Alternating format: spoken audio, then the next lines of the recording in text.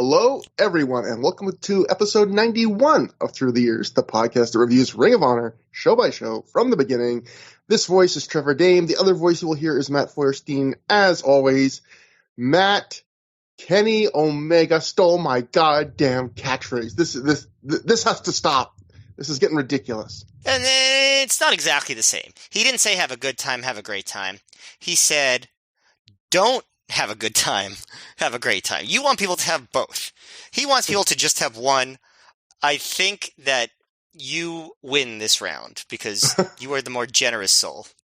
Yeah, clearly, when it comes to me and Kenny Omega, I win so many comparisons. So clearly, but honestly, I mean, I like the catchphrase, but he could have it because it's also embarrassing because it all comes from me screwing up and being a loss for words and then you insisting I continue to do it. And now I fear like if you have not listened to that episode, you go, that's the weirdest, most awkward catchphrase in the world. But no one thinks that. They think it's the best catchphrase in the world and the most generous. You want people to have both a good and a great time. Do people understand how generous that is? Both good and great. Good and great. I like your enthusiasm. For anyone that wants to go find the origin of the catchphrase, I don't know, remember which episode. It was a Joe Gagney episode, so that you only have like 800 you have to hunt for then. Yeah, this sounds like a good use of someone's time. Yeah, well, hey, a good use of your time is listening to. If you listen to this episode, you likely like the show, so you should check out the older episodes. As always, you have 3 options. You found one of them. You can find us on ThROH The Years on any podcast app of choice, ThROH. You can find us on the Pro Wrestling Only Podcast Network, which is us with a bunch of other great podcasts if you want more than just a feed that gets updated once every 2 to 3 weeks. And, of course, we're on YouTube. I think this was the first month we did not have a new subscriber to YouTube, but I did see some people still wasting a ridiculous number of minutes of their lives watching our show on YouTube. So that virus continues to spread, at least in terms of man-hours lost to this show. But, Matt, a little bit of news between the last Ring of Honor show and this one, just a couple quick stories here. First one, The Observer, Dave Meltzer wrote, Ring of Honor is working on getting more dates for Kenta and Naomichi Marufuji. The thought process, which I agree with, says Dave, is that Kenta Kobashi should only come in once this year for a late year rematch with Samoa Joe, but Kenta can be used more often, and there is a whole roster, including Loki and Bryan Danielson, that he can work with. So I just put this in there because this is, I think we mentioned it once during like the Joe Kobashi shows, but this is another reminder that as like recently as like early 2006, Ring of Honor's plans, of course, health things derailed it, was still probably to do it around the same time in 2006 as they did, in 2005, probably around, I would imagine, October or whatever in time to get those DVDs out for the holidays to do Joe Kobashi too. And we never get it. On the one hand, it would have been great. On the other hand, it's kind of great that they only did the one and nothing ever was able to tarnish it, or there was no debate over which was the better match, and it was just like this one perfect moment in time. I'm not saying I don't wish that we got a second one, but it's kind of nice in its own way that it stands alone. Yeah, I know you mentioned that before, and I actually think I do agree with you. I like the idea of like the romanticism of it was just a one chance night where everything went right. It's the before sunrise of professional wrestling matches, and as I say that, I realize they made 3 of those. So yeah. and many would argue that the other 2 were better than the original. So actually, I made the worst possible comparison. Yes, there were secretly 3 Joe versus Kobashi matches. Every 7 or 8 years, there was secretly another one. But and then another story that kind of I put in because it interested me because it really echoes another story we've covered recently on the show. This is from the Wrestling Observer's TNA section from an issue around this point in January 2006. Dave wrote, Jay Lethal got his TNA contract offer because he impressed Jeff Jarrett in their match at the January 17th tapings. He didn't get the offer until after the tapings, and contrary to the report in last week's issue, he has not signed the contract as of press time. He hadn't even read the contract as of the weekend, but gave indications he probably would end up signing. He may be stalling to see if WWE will make a bona fide offer. Jeremy Borash had been pushing for him for months after seeing him in Ring of Honor, but others thought he wasn't quite ready yet when his name first came up, but pretty much the consensus now is that they're impressed with him. So if they weren't impressed with him already, wait till they see him tonight with his cool sunglasses. which he wore to great effect in TNA. Maybe not those sunglasses, but sunglasses. So obviously, this is, Jay Lethal is not long for the Ring of Honor world, at least as a full-timer during this run. But I thought this was interesting in the sense that it kind of echoes the Samoa Joe story recently where, Joe was trying to negotiate like a better deal with TNA. He has someone go backstage, Brian Gerwitz backstage at a Ring of Honor show. He starts putting out the word like, oh, I could get a WWE offer. And I have no idea if that's what Jay Lethal's doing here, but certainly seems familiar of TNA is now interested. All of a sudden word comes out that, hey, maybe the wrestler could get an offer from WWE. Like, that's just the benefit of having two major competing wrestling promotions, which is, hey, you could actually try and create bidding wars. And I think the other interesting thing I'll just mention is, people these days always talk about, well, not these days, we've kind of gone past that era, sadly, but like the days of William Regal being spotted peeking through the curtain at PWG shows, or like that famous picture of Gabe Sapolsky and Triple H at an Evolve show, the idea of, the WWE scouts, backstage at the indie show. This is probably like Ring of Honor had gotten probably within the last 6 months, like to the point where we were starting to see that, like, this was probably the original indie and the original time frame when that happened, where you would see like Joe gets Brian Gerwitz to go to a show. Jeremy Borash, I think they said, was at a show, obviously seeing Jay Lethal there and stuff like that, where it had gotten to the point where it was the indie where people from the big promotions would come to scout. It's crazy that it took even that long, considering how like many amazing wrestlers were in ROH having great matches from the beginning.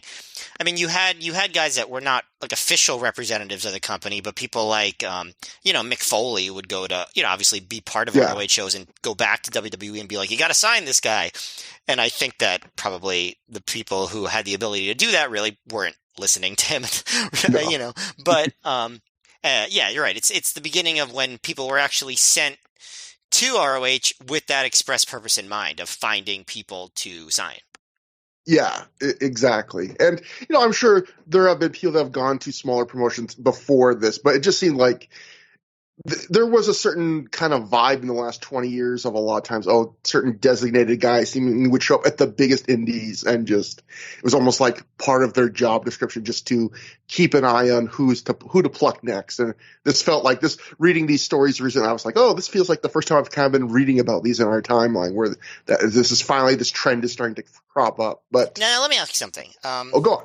As just, I'm just kind of an idiot, so I don't know really how this all works, but as if you were in charge of, scouting or hiring at one of these promotions, if you watched some of these ROH DVDs and saw, or the PWG shows, when that was the big thing, and you saw some of the great talent there, Samoa Joe, whoever, would you feel like you needed to okay, I got to go and see before I make sure I can sign this person? Or would it just be really obvious that this person was worth signing just from watching it on DVD? Not saying that it's wrong to send somebody, but this idea of sending a scout in person, do you think that was really essential to know that somebody was worth signing? I don't think so. I wonder if maybe part of it also was just networking and making connections. And I'm sure there are certain things you can see watching live that you can't see on tape. But actually, you've stumbled onto something pretty interesting, because actually what you're talking about is kind of what a lot of major sports, at least the ones I follow, are kind of doing in reverse, where growing up watching hockey, the old days was you had to scout the games in person. You had to be the crusty old scout sitting in the stands, drinking the bad coffee, taking your notes in your notepad. And now more and more, there are still scouts that do that, but more and more there are scouts now that just work with video. And there's been big fights over you miss things just watching video, but then there have been scouts that are no, I can do my job just as well. In fact, I can do it better because I can watch more footage, when I'm not just traveling from city to city trying to catch isolated events. Yeah, I guess when I think about it, it might make sense in the sense of if someone's really great, it's obvious on video. but maybe you can find more people that have something special in person that you might not see on video. Like, it's not like you need in person to know Samoa Joe is great, but you might need in person to know that, some less noteworthy star is maybe worth signing because they have some intangible, something like that. Mhm. I wonder how much you would even really need to watch this. I don't know if the big companies work this way, but I've heard in the past when like wrestlers would make like, I'm sure that, I mean, this is dating me. This is showing how we're well into our 30s, because I'm sure this is not the way this works with the internet. But I remember like growing up, you'd hear wrestlers talk about how they would make like basically like demo reels to try and get jobs with new indies or new promotions, where they would put, like a match or something on a tape and, send it out and hope that one match. And the word I would hear from like just hearing like promoters and people talk about is like the mistakes some wrestlers would make is they would like send like a massive comp or something. They would like send a tape to have one match and not a crazy long match and one promo. Like that's it. Like, and basically if we want you, we should be able to tell from one match, one promo on a VHS tape. That seems too little to me, but right? I mean, I don't know. I mean, again, I'm an idiot. I don't know how this works, but doesn't it seem like that's a little bit like, I don't know, that's a little bit light for a resume? One match and one promo? Well, I could see you very much it would be very easy probably to like cherry pick a match that would hide all of your flaws. Like, oh, I'm going to pick like the absolute best, like wild example where everything went right for me. And I was working with someone absolutely incredible that hit all my flaws. So yeah, but I assume part of that's not just like the promoters may say, oh, this is all we need to judge. But I could imagine also part of it's like, we just don't want I don't want to have to watch like 10 3-hour demo tapes, Yeah, that one makes sense. Like, I remember when I was much younger and people were talking about doing resumes, and they would say, like, yeah, make your resume 1 page long, like not a book, leave out some of the less important stuff or the older stuff because people don't want to read pages and pages of a resume. So I guess it makes sense. Yeah, there's probably a middle ground, but who knows? Again, that's stuff I have no personal experience with. Mostly, even when I'm talking about, it's just from like little bits of interviews back probably like 15, 20 years ago of wrestlers talking about that kind of stuff, which always interested me. But that brings us to the show we are covering tonight. That is Tag Wars 2006, which took place January 27th, 2006 at the Montgomery County Fairgrounds Coliseum in Dayton, Ohio, in front of a reported crowd of 550 fans. So this was the first show to be billed as Tag Wars, but it was a name Ring of Honor would use in the future, but not every year, and kind of just sporadically. And one interesting thing about this show, one of the more notable things about this show actually, is who's not on this show, because this is one of the rare shows from this era of Ring of Honor that Samoa Joe is not on. Now he's not even wrestle; he doesn't even appear on the show. And there was a very good specific reason for that. We will go to The Observer. Meltzer wrote, Samoa Joe suffered a staph infection under his right arm and was forced to cancel his 2 matches against Christopher Daniels that were to headline January 27th in Dayton, which would have been a 30-minute Iron Man match, and January 28th in Cleveland, an Anything Goes match. Joe wrote that he noticed a small cut near his armpit after wrestling on a show on January 21st in Belleville, Michigan. He cleaned it, but over the next few days it had swollen to about the size of a large marble, and he went to the doctor. It was diagnosed as a pretty severe staph infection, and he's on antibiotics. Gabe Sapolsky immediately contacted Low-Ki as replacement to work both events, and the Torch would add Ring of Honor head booker Gabe Sapolsky, and Joe felt it would be too much of a health risk to the rest of the roster if Joe wrestled as scheduled. So a few things to mention here. First, about how ironic is it that this double shot, this is the first half of a double shot we're going to be covering over the next 2 episodes. These are the last 2 shows Low-Ki ever works in Ring of Honor, and he was not originally booked on. Ironically, like the last 2 shows Low-Ki ever works for Ring of Honor are shows where he kind of saves the day as like a late replacement booking, like the guy whose history is like walking out. Yeah, I wonder like if the thing that, I mean, I don't think it happened, but I don't think the thing that ended up causing the final rift between ROH and Low-Ki happened on these shows, but it would be kind of ironic if they did. Like, it's like if Low-Ki had never worked these shows, he would have kept working in ROH longer. I don't think that's the case. By the way, I remember Joe's live journal posts when he had this staph infection. I just remember him like imploring wrestling promoters to clean their mats. I think Staff was kind of, I forget, I should have read more of this, but like, I think it was kind of kind of in the wrestling news world at this time. Like maybe he was not the only person getting Staff in wrestling, because I think, there was an article in the Torch around this time where I think they even like talked to like Kerry Silken and stuff like about different wrestlers in all sorts of different promotions getting Staff. And they talked about, Ring of Honor, we keep our mats really clean, but like, I don't know when MRSA really started to pop up, but I remember there was definitely a time period in wrestling where it felt like Staff was kind of in the news. When did Bob Holly have his really, really like life-threatening one? Again, my memory is, as always, Matt, Swiss cheese. In fact, you should know this week someone asked us a question about Ring of Honor, and I had to immediately run to you, and you had the answer within like 20 minutes. So,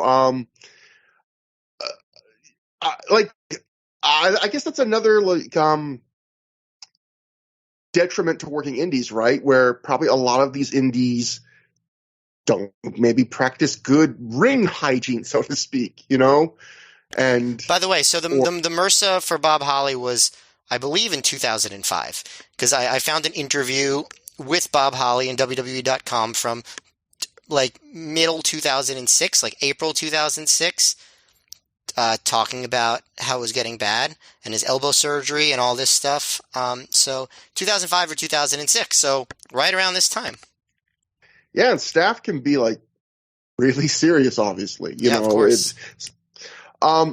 Matt, here's one thing I thought was weird reading this, and yeah, that was the original plan for this weekend. This was supposed to be the weekend where the Joe Daniels feud came to an end with a 30-minute Iron Man match on this show, and then the next night an Anything Goes match. And obviously they end up doing a different Joe Daniels match to blow off the feud later in the year. They do a make good, but one thing I thought was weird about looking at the plan here was like, this idea that we're gonna finally blow off this feud. On this weekend, we're gonna find out once and for all, like, who's the best wrestler in a series of 2 matches. Like, what if one guy won each match? Like, then nothing would be said. Like, if Joe won on Saturday and Daniels won on Sunday or whatever, like, I think that'd be a really that would not settle anything. It just seems like if you wanted to settle a feud, you would book one final climactic match. I agree with you, and I don't know what the plan would have been. It seems hard to picture both of them, like one of them losing 2 matches in a row, but and you'd think that probably Joe would be the one who would win, but I don't know. And yeah, when they finally do have their final match in ROH, it isn't really positioned like as like something like an Anything Goes match. It's much less intense than that. They have another wrestling match. Yeah. And then they are in a 4-way together like a night or 2 later. So nothing ever really feels super settled between the two of them in ROH. Of course they do wrestle a lot more in TNA as well. And it feels weird to book 2 big gimmick matches and then on the make good just to kind of, like you're saying, go back to it's just kind of a match. Like, you tease these things and then you just go, well, we're going to keep the match part, but not like the blow off gimmick part. But either way, 2 other people on the show that are usually on most Ring of Honor shows, that would be Homicide and Colt Cabana. Colt Cabana, I looked up on Cage Match. He was doing a short little tour of 0-1 at this time. And so I assume why he missed these shows. And Homicide, I assume it's because of his injury. Looking at Cage Match, they had him working the Hell Freezes Over show, the last show we covered for Ring of Honor, but he barely worked at all. That was that FIP 3-way that he only worked probably like a minute on. And then he worked the next night doing a pre-show tag match for the TNA pay-per-view, and then he doesn't work for anywhere, according to Cage Match, for 2 weeks. So I wouldn't be surprised if his shoulder was so screwed up at this point, they just said, you know what, like, you got to miss at least a couple dates. But other than that, my last note before we get to the show itself is Justin Parker, who gave a live report to the PW Torch, wrote, Al Snow and CM Punk were both in the arena. So not a surprise given that this was in Ohio. Al Snow and CM Punk were both working for Ohio Valley Wrestling, which was WWE's developmental territory at this point. Kind of funny that, Punk's yet again backstage on a Ring of Honor show, and in 2 shows he will be working the main event of a Ring of Honor show again. So it's like practically like Punk never left. But that brings us to the show. This is the first show in Dayton in months I remember thinking that when after we reviewed Redemption, but it's like they really took a long time to come back to Dayton. And, I thought this was, we'll get to it. I thought this was a pretty good crowd. And it's, like in terms of like reactions, it's pretty surprising how Dayton was such a good venue for ROH in 2005. And then they pretty much neglected it for the final third of the year.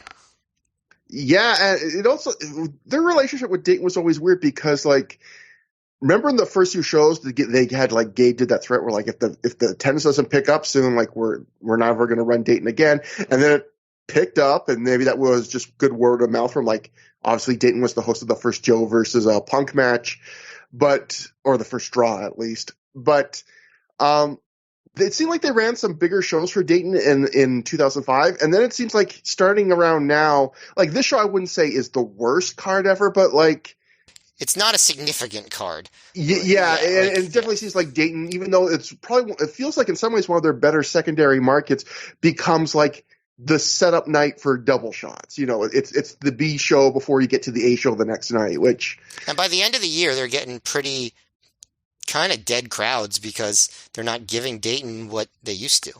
Yeah, exactly. So it's a weird kind of up and down relationship they have with Dayton. But we open with a Bryan Danielson backstage promo. He says tonight he's not worried about open contract challengers for the world title. He's not worried about the Embassy who attacked him in the main event of the last show. He's focused on winning the tag titles with Jay Lethal.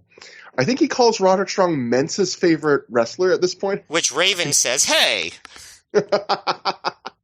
And then Danielson says he picked Jay Lethal to be his partner because Jay beat Samoa Joe. Jay Lethal comes into frame. He says Jay talks, just says a little bit of stuff. He keeps calling himself over and over again wrestling's hottest free agent. Says he's going to do what Samoa Joe couldn't do, and that's win the Ring of Honor tag team titles. So was the hottest free agent thing? Last show you said maybe it's because like it's saying like different managers want to represent him, but now it might seem like it's referring to the fact that TNA is offering him contracts and whatnot. Yeah, although doesn't Jay eventually end up in the Embassy for like? Does he do a Spanky where he has like one match with the Embassy on the way out or something? I forget. I do not recall that, but I'm not sure. I guess we'll find out. That brings us to, but yeah, I could see it being a double meaning for both things. But next we go, speaking of the Embassy, we go to a backstage promo of the Embassy, Prince Nana, Jimmy Rave, Alex Shelley, Abyss, and their newest member, Daisy Hayes. Nana calls Hayes his white chocolate. Then Nana says tonight, the Embassy are going to win the Trios tournament and go after the World Championship belts. Shelley says Spanky was a member of the Embassy for only one day, and Nana paid Spanky off on that day to teach Shelley how to do the sliced bread number 2.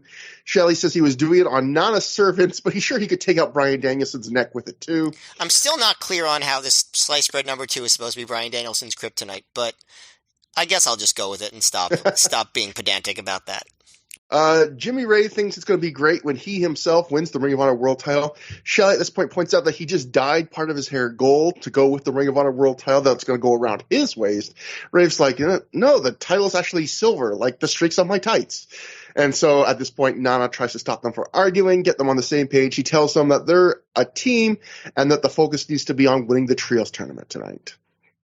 So that brings us to another very quick top 5 rankings countdown video. It'll be interesting to see how long they stick to this, Matt, because they clearly decided, let's do this again for 2006. So far, we're 2 for 2. The top 5 are Christopher Daniels, Jimmy Rave, Alex Shelley, Kenta still at 2. I know you love that, Matt. And Jay Lethal at number 1. Exactly the same as it was on the last DVD. So the matches at Hell Freezes Over changed nothing.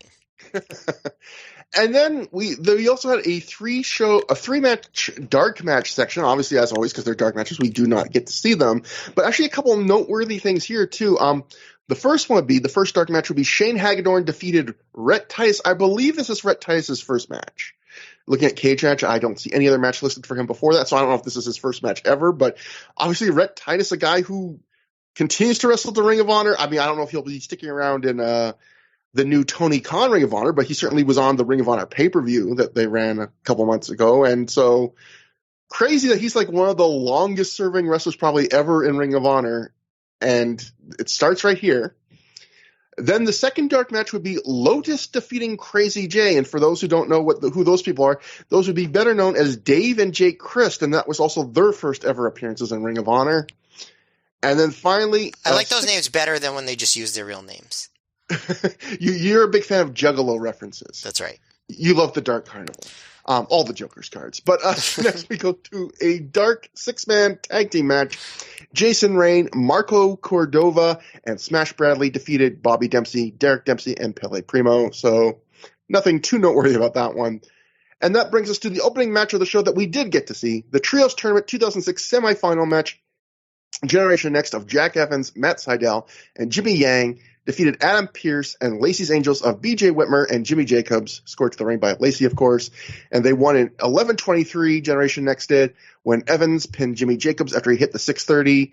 So, Matt, first, what did you think of the match? But also, I guess we should point out, Ring of Honor, obviously last year was the first ever Trios tournament, and they made a whole show of it. The show that year was titled Trios Tournament 2005.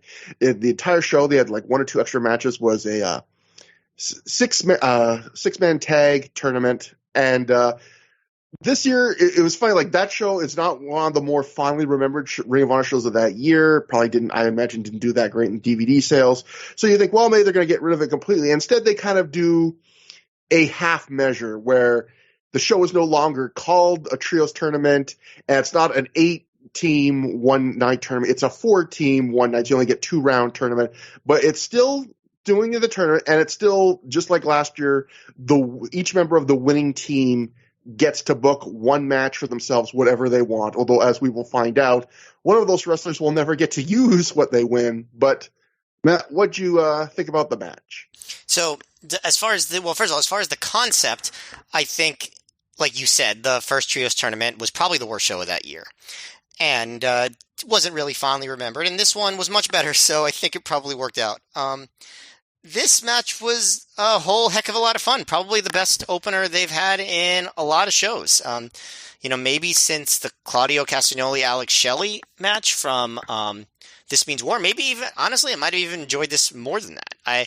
This was just a fast-paced, like, big moves, fun spot fest kind of match with a little bit more character work than just like your basic scramble match. So there's a little bit more meat to it than that, substance. And the crowd went nuts for it. So I was very fond of it. This was a great way to start a show. All three of the baby faces look good. I thought this is definitely Jimmy Rave's element compared to the other matches he tried to work, the more slow ROH style matches. He gets to just do his big moves, his spinny kicks and whatnot. You mean Jimmy Yang? You said Jimmy Rave, right? Oh yes, I'm sorry, Jimmy Yang. Yeah. 2 Jimmys in this match. I can't handle it. Yeah. 3 Jimmy Jacobs. Jimmy Jacobs is in this match. 2. Oh my God, I can't.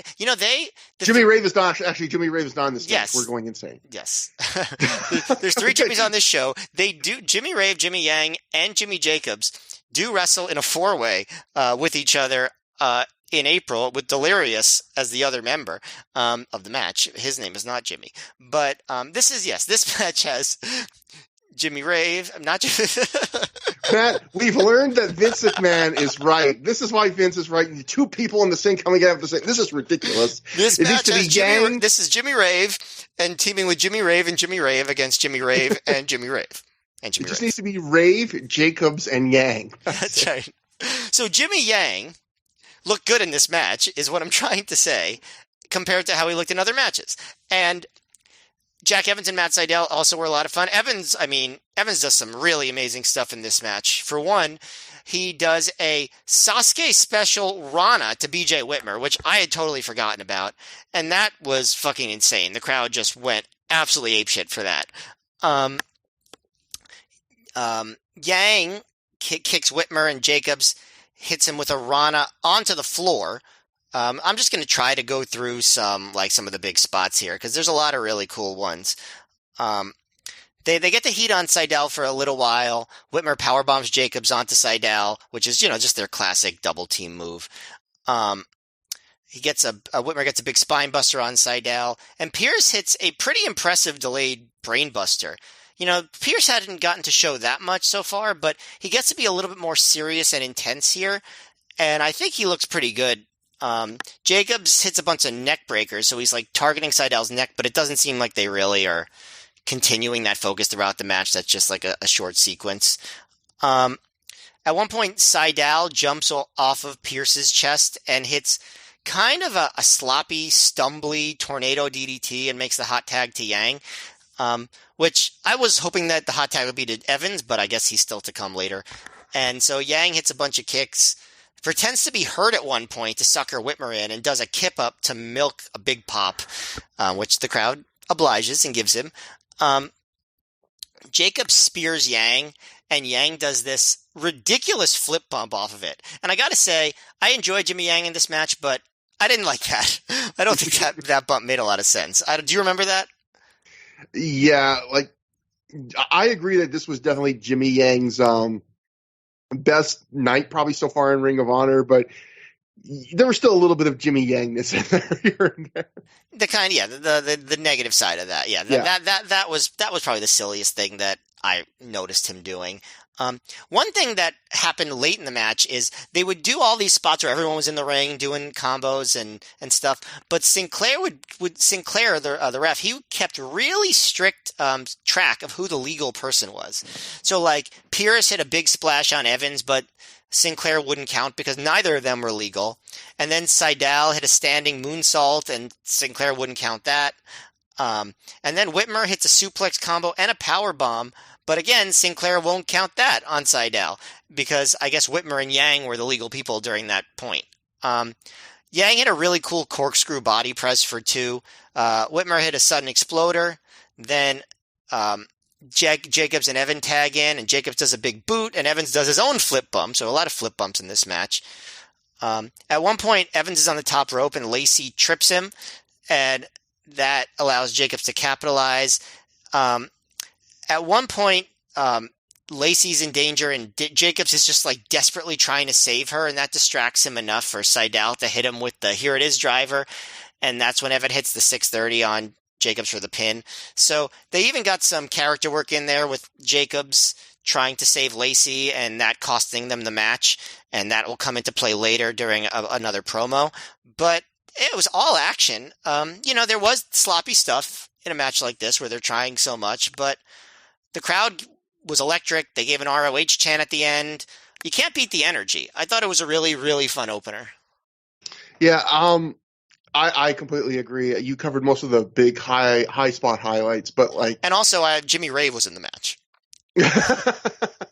In my heart, he's in every match. But no, I thought this was really pretty darn good. Like, I don't think like a must see, but a little bit better than I expected. And there's a lot of guys in this match that I like. And I almost called this in my notes I wrote, it's a reverse crazy sandwich because it was kind of like wild, like everyone doing crazy stuff for the first couple minutes going in and out. And the last couple minutes were like that. And the middle was more of a standard 6-man with Matt Seidel selling. So I wrote in my notes, it's like a crazy sandwich. If the crazy was the bread and the regular match was the meat in the middle, and then I just kind of gave up on that note. But they can't all be winners. But that sounded like a winner to me. And so, yeah, I agree. I thought Jimmy Yang, this was his best performance. And I don't know how much of that was he just had his working shoes on, and how much of that was maybe 6-man tags where he just tags in, hits a couple crazy moves, and doesn't have to carry a whole match at this point. Like, maybe that just was better suited to his strengths that he was exhibiting at this stage of his career. A combination of both of those things, I'm sure. Yeah, I mean, the Sasuke special into the Space Flying Tiger drop into the Rana was nuts, as you said. The one thing I didn't like was, like you said, I've ranted about this on the show before. I cannot stand it happened over and over again in a row, like you said, to the point where it seemed like it was almost on purpose, where wrestlers covering guys and the ref saying you're not legal, so I can't count it, because they're so up and down about using that. To me, again, either do that all the time, like either strictly catch it every single time and make it so the wrestlers learn to take that seriously, or ignore it all the time. Either way is acceptable to me, but because there's nothing fun in wrestling about watching guys hit like big fast near falls and then awkwardly like stare at a referee and be like, what? I'm not legal, and then have to like walk away. Like, it's not a fun moment in a match. And it's not something a wrestler should ever do. They should either know it's always allowed or it's never allowed. And it seems like Ring of Honor is one of those things in Ring of Honor where every few months they decide, oh, we should take this seriously. And like a lot of things, like various ranking systems in Ring of Honor, people doing New Year's resolutions after like a few weeks, like, oh, this is tough. Let's not do this anymore. And they just forget about it. And then, like you mentioned also, this is really the start in the ring of the Jimmy Loves Lacey stuff. We saw the promo on the last show, which was kind of the kickoff period. But this is the first match where we're seeing Jacobs, really fawning over Lacey right as he comes out through the curtain. He, at one point, he is so distracted just talking to Lacey as he stands on the ring apron that when Adam Pearce wants to make a tag, he's not even paying attention, and Adam Pearce gets pissed. Then later, like you said, where Lacey tries to stop, I think Jack Evans, and then Jack Evans grabs her. Jimmy sees red and just goes apeshit and loses control and takes him down and tries to beat the shit out of him in a way you don't see for kind of the happy-go-lucky Jimmy Jacobs character. So definitely in that sense, some good character development. And then after the match, everyone on Jimmy's team browbeats him as he sucks up to Lacey. Whitmer screams, "Where's your fucking head?" at him. So we're teasing Dissension, Matt. It's almost like there's a show, the next show that happens the night later is called Dissension. So a lot of stuff there going on. We'll see a bunch of Dissension being seated in all sorts of ways throughout the show. And that brings us to the second match of the show, the other semifinal in the Trios Tournament 2006. The Embassy of Abyss, Alex Shelley, and Jimmy Rave defeated Jay Fury, Sal Rinauro, and Tony Mamaluke in 15:46 when Shelley pinned Fury after he hit a kick to the nuts and then sliced bread number 2, the move that puts them all down lately, Matt. I would say this is definitely not as good as the opener. It was more of very much your basic kind of mid-range undercard, let's do some stuff match. There isn't really a story to it beyond the heels cheating a bit. The match doesn't really flow either. It feels just more like the way sometimes some tags and multi-man matches do, where it's you tags in, you got a minute, do whatever you feel like doing, tag out's the next guy's turn. It doesn't really, to me, kind of coalesce into feeling more have a really unified match. Maybe the most notable thing to me about this match was how limited the use of Abyss was in this match, who, despite being pretty over, he doesn't get tagged in until 10 minutes in. The first time he does get tagged in, he does 2 moves and tags immediately back out. The second time he tags in, he does 1 move and tags out. And then at the end of the match, he gets to do a little bit more. But they were very sparing in their use of Abyss in this match. I will say it's not that this match is bad. I would say it's slightly above average. I would say it's a match where everyone gets to do what they're kind of good at. Jimmy Rave stalls. Fury does a couple athletic, really cool spots, including a crazy dive to the floor. Mamaluke takes it to the mat like he usually does. Sal Rinauro gets his ass kicked and sells a lot, is usually what happens to him in Ring of Honor. So on. Alex Shelley to me was the highlight of the match. I thought Alex Shelley in both his matches tonight just really on another level in terms of being a really fun, expressive, charismatic heel. He's tearing a fan's sign in half before the match. He's biting hands. At one point, Rave is simultaneously biting a hand with him. He's stomping feet. He even does the old, I'm holding my opponent's hand out to tease that, he could make a tag, but he's just not quite there. Except this time it actually backfires on him because his opponent actually lunges while Shelley's holding his hand out and does make the tag. In terms of comparing this to the first match, this match is probably better technically executed. It doesn't have the sloppiness that first match had that you mentioned, but in terms of just being entertaining, it's not even close. That other match just had higher ambitions, I would say. Yeah, I mean, on the other hand, you wouldn't want 2 matches in a row to try to do what that first match did. That match was a special little thing, unusual. That's what made it fun, right? This match is just more of what you would expect a trios match to be. And it was, I think I liked it a little bit more than you. I thought this was a solid 3-star affair.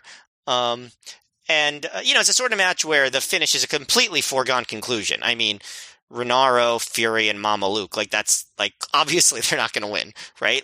Against the Embassy. And this was, ROH, Fury's ROH debut. And I guess why I like this match a little more than you, I think it's just, I always love Rave and Shelley together.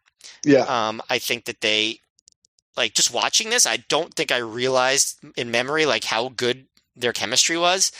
And man, they could have had a run together. Obviously, Shelley wasn't going to be in ROH for so much longer. That's part of, I guess, why they didn't really continue down the path. I don't remember when Shelley's last ROH match as like a really consistent member of the roster was, but I'm thinking it was probably before the 2006 halfway point. If I guess we'll see. Um, he comes back a few times with the Motor City Machine Guns, but I don't think he's really the Embassy version of Alex Shelley. I think is pretty much done after like April or May of '06. And I think they could have really been a special combo. I don't know if you agree with me on that. Yeah, like what's funny about Alex Shelley is what I would say is I think you agree. We've talked about this before that like Alex Shelley was underused and like he could have done more than he got asked to do, and maybe part of that was the TNA thing. But I think the funny thing about like revisiting this, I was kind of surprised by this run. Like you just said you were, like I feel like this is the run where, from a booking standpoint, like Shelley's being the most underused to just be back in like this mid card to upper mid card heel unit and just be like one of the guys. But in terms of like his performance as a character, I feel like he's never been better. And he seems like he's having the most fun. So it's kind of weird because, it doesn't feel like he's as high on the totem pole as he was when he was in Generation Next, or even when those first few months when he was kind of like out of Generation Next and teasing the feud with Aries and being kind of like the man without a friend. But yet, from a performance, like this is the most fun I've ever had watching Alex Shelley, probably, as a character. Yeah, he's firing on all cylinders. I am looking forward to rewatching, going back and seeing that match that he has against Danielson a few shows from now, because, that's a well-remembered match.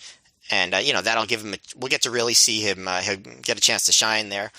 The other thing was I thought that Jay Fury looked pretty good here. Again, it's another thing where you don't have to have a complete match if you're in a trios match, because you could just come in and pick your spots. And I thought his spots looked good. He did some cool high spots. And, we'll see similarly in the second Embassy match later that they really hold off on Abyss for a while, but Abyss does get to do more in that match than he does in this one. But I think that he really plays his role well, and the other Embassy guys play well off of him.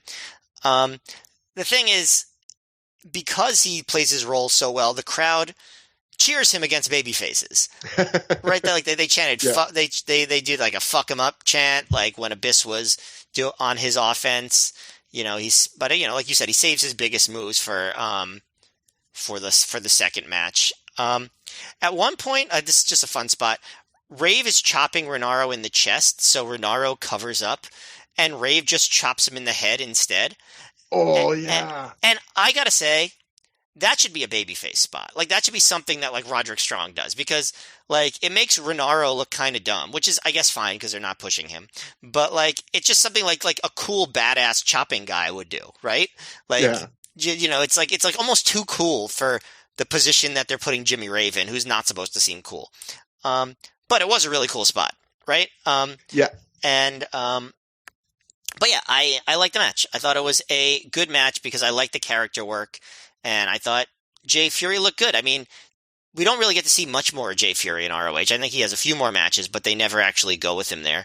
But this was a good beginning for him. It's kind of similar to Jarrell Clark, who was another FIP guy they brought in, and I thought looked pretty good in his matches, but they, for whatever reason, decided not to do too much with him. I know Jarrell Clark gets some more chances to have big matches in ROH later in 2006, but I know just because it's many years later that they also never really do much with him in ROH either. So it's just interesting.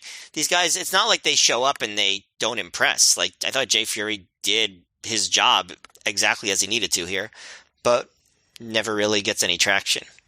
Yeah, there's like a whole crop of guys, like also like Jason Blade and Kid Makazi. Like, there's a crop of like new young flippy do guys that Ring of Honor is trying out, and they all, at least to this point, I think none of them have blown their opportunities. I think they've all been varying degrees of impressive, and yet, like none of them really end up capturing a full-time job. It'll be interesting to see how that plays out. Like, do they end up just having worse performances, or does? It's weird because, so far I haven't seen a performance from any of them where I would go, man, that wasn't good. I don't want to see this guy anymore. A couple of questions I want to ask you, Matt. First, was there a Ricky Schroeder chant for Alex Shelley's new semi-blonde eye job? Because Yes, there was. I wrote that down too. I forgot to mention that. Yes, there was, which I wrote down, I don't remember noted right-wing maniac Rick Schroeder looking like that. And then the other thing I thought was, I thought this ended up being an awesome spot, but then it ended up being kind of cute in the main event callback. So there's a spot in this match where Sal Renaro's chasing Alex Shelley around the ring, and as he's chasing him, Daisy Hayes catches Sal as he's running. She jumps off the ring apron and just crushes him with a huge crossbody, and just caught him by surprise. It looked really cool, and I like it because if you watch the video, after she hits him with this huge crossbody off the apron, you can tell that she's like checking on him, like whispering in his ear, "Are you okay?" And you can tell as soon as Renaro says yes, she then slaps him really hard on the chest. And it's funny because like in the main event, Daisy Hayes one big interference spot. I forget who it is, but it's someone else that's also lying on the floor. And Daisy does the exact same open hand slap to the chest. Like that's her go-to move. Like I think it's Seidel in the second match. So yeah, it is. You're right. And I just like it, that very distinctive, like the over the hand, you're lying on your back, I'm standing, like chest slap is her go-to heel interference move. But next we have clips of the Colt Cabana homicide feud, where while putting both men over, a Jim Cornette voiceover tells us that they're being given a cooling off period this weekend until they can resolve their issues in the ring and not outside it like common thugs. Cornette says he hopes that can happen soon, them resolving it. So, yeah, just a quick little, again, I like, as always, we always mention, like, I like when Ring of Honor, which they often did, goes the extra mile to explain, like, oh, here's why these two guys who are on every show are not on this show. And they try and tie it into a story rather than Homicide shoulders hurt and Colt Cabana's in Japan. So, always appreciate that. And that brings us to Claudio Castagnoli defeated Chad Collier via pinfall in 10 minutes, 54 seconds using what I wrote was some weird arm trap, leg trap pin thing. Matt, two wrestlers I really like, but this match ends up getting kind of overshadowed by something that happens during it, right? Yeah, this is the first of two matches that are basically backdrops for the continued Chris Hero angle. That I guess will become the full-on CZW feud. But they do, work a little match before that. There's one cool spot. First of all, Collier has his full head of hair back, so there is a "Where's the Mohawk" chant at him. There's one cool spot where Collier whips Claudio into the ropes, but Claudio does like a wacky lucha-style flip and bounce back off the ropes, and then sends Collier to the floor before teasing a dive and doing a "hey" instead. So I enjoyed that. I also liked when Collier just knocks Claudio's arm against the mat in between his holds. I thought, I really do enjoy watching Chad Collier. I know a lot of people think he's boring, and you start hearing some boring chants as Collier locks in an armbar, and I'm like, I don't think that's boring. I wonder why the crowd is chanting boring. And at this point, I got it.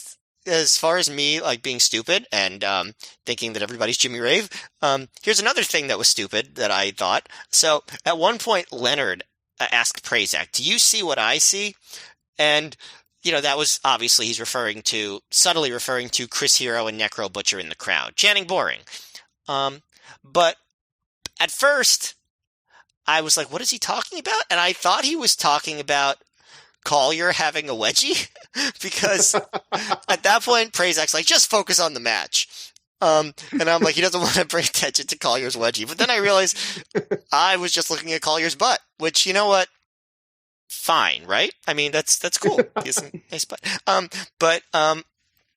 Yeah, the wedgie wasn't so bad, so I guess it would have been weird if Leonard pointed it out. But it was a little bit of a wedgie. Anyway, Collier kind of worked on Claudio's arms. He got armbar, got something close to a key lock at one point. They have a chop battle at one point. And as they fight, the crowd starts paying more and more attention to Chris Hero in the crowd. They chant, "Fuck you, Hero," and that chant gets louder and louder. And this is when Gabe, Jimmy Bauer, comes in the booth to tell Leonard not to mention Hero's name. And apparently Hero was the one who started the boring chant. And they keep wrestling. Claudio hits a TKO style thingy for 2. Collier blocks a Ricola bomb, hits a Saito suplex. And then he goes for what Prazak calls that arm submission, but I just want to be clear. It is not that arm submission, as Nigel McGuinness utilized so effectively. Claudio makes the ropes. Collier goes out for a chair because he likes using chairs nowadays, and that's when Ace Steel comes out to take the chair away from Collier, and as he pulls it away, Collier walks into a wacky Claudio roll-up for the win. I thought the match was going okay, but it was like really hard to get invested in it because of the extracurricular stuff. So I would say the match was just sort of like a throwaway just because of all that. But, I thought the work wasn't bad. It was just more like that's not really that important to what they were trying to present here. Also, Collier kind of had a wedgie, I guess. Lost the Mohawk, gained a wedgie. Yeah, I agree. This was halfway between a match and a backdrop for a couple of angles. Like, I felt like it was more than, like, they did do a fair bit of wrestling, so I can't just say it was just an angle. But I thought the first few minutes, they weren't anything special, but I thought, these are two wrestlers I really like quite a bit, and they could be on their way to having a really good match. And then when Claudio started selling his shoulder, he gets thrown into the corner, and I don't know if he was supposed to just hit the corner, but instead he misses the turnbuckle and just flies through the top and middle ropes to the floor, and it looked really cool. And he started selling his shoulder from that. But I was like, man, I wonder if he intended to do that, because sometimes guys do, but sometimes I feel like guys don't mean to take that to the floor. But either way, at that point in the match, Collier started working on the shoulder, and it was very slow and deliberate. And I usually like Chad Collier's work. I'm a Chad Collier fan too.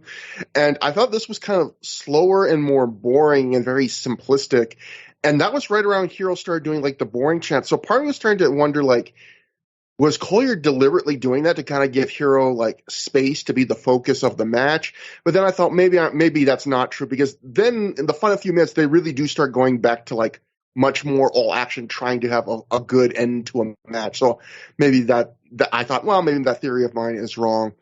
But it's sad because I felt like these two could have had a significantly better match. I don't know how much of that was just them being thrown off by the angle or what. But I thought Claudio on this night seemed very light on his feet.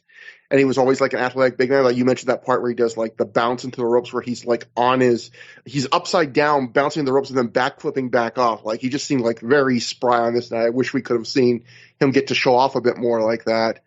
But you were going to say something? I was going to say, I agree with you that they could have had a better match, but I don't agree that it's sad, because I think that focusing on the CZW thing was the better move. Yes. It is funny too, where until the angle develops in the next match, if they didn't mention it was Chris Hero and Knickerbocker, you wouldn't be able to tell at this point, because even though they're standing in the crowd opposite the hard camera, the crowd isn't lit. So if you're looking really hard, you can kind of make out vaguely that they're tall guys back there. Yeah. Yeah. I was going to say there's a Chris Hero shaped blob, maybe, but you'd have to really know that what you're looking for. And then obviously, like you mentioned, the finish plays into the Chad Collier Ace Steel feud, where Chad Collier loves chairs now. Like you said, that's a great way to put it. And Ace Steel stops him, and then of course, Collier just walks right back into a pin. So that brings us to the next match, which is actually first we'll go to immediately after the match. Steel attacks Collier in the ring, but Chad quickly escapes to ringside, and he starts walking to the back. Ace grabs the mic while he's still in the ring, and he calls Collier a Dean Malenko clone. Ace screams that he personally doesn't die. He says he's got Collier's ass, be it Chicago, WrestleMania, and he does this weird, I don't know if it's intentional, awkward pause, and then says weekend, WrestleMania weekend. And he says either way, Collier's going to die somewhere. Ace is at this point, I notice he's bleeding a little bit from the chest. I don't know if he accidentally cut himself going into the ring. Ace says he came to kick ass and chew bubblegum. He then spits his gum into the front row he hits a fan, which I was like, you. And he says, I'm all out of bubblegum. And he calls out Sterling James Keenan for their match tonight. And then at that point, Sterling James Keenan came out, and poor Sterling James Keenan, the future Corey Graves, it feels like he's such a whipping boy. He gets no respect in Ring of Honor. Before the match starts, Ace gets back on the mic and he says, "Oh, I've went from a Dean Malenko clone to a CM Punk clone." Just gratuitous. He didn't need to do that, Ace. You could have just left it alone. And that brings us to Ace Steel versus Sterling Keenan. Went to a no contest in 6 minutes, 20 seconds. This was a continuation of the last match, and then these guys wrestle a competent but kind of just their standard average match as Hero, and this match more than the last one even is just nothing but a backdrop to Hero and Necro Butcher heckling. But this time, rather than the last match where the wrestlers were basically mostly ignoring it, this match both guys stop the match at points to acknowledge the heckling, and of course the match ends when Ace Steel literally gets on the mic and just is like starts calling them out, and they hit the ring, and that's the end of the match.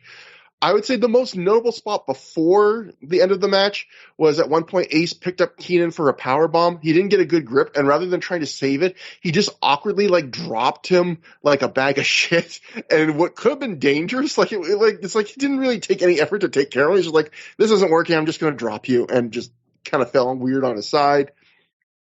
So the match ends. Ace gets on the mic. The match ends when Ace gets on the mic. He starts yelling at Hero and Necro. And by the way, before you mention that, I just want to. So Gabe keeps coming into the booth to talk trash about Hero and stuff, and I'm just very confused. Is Jimmy Bauer fired or what? They're always acting like he's an alcoholic that still shows up to the shows, but is there to eat concessions, and then. But he seems to care a lot about this whole angle. Yeah, it is weird, whenever Jimmy Bauer does these little run-ins, because the idea always with Ring of Honor, remember, is even though this is all post-produced commentary, they always treat it like they're actually in the building watching it live. So, I get to what you're saying, it's the idea that, Jimmy Bauer is always constantly hovering by commentary, even though he doesn't have that job anymore.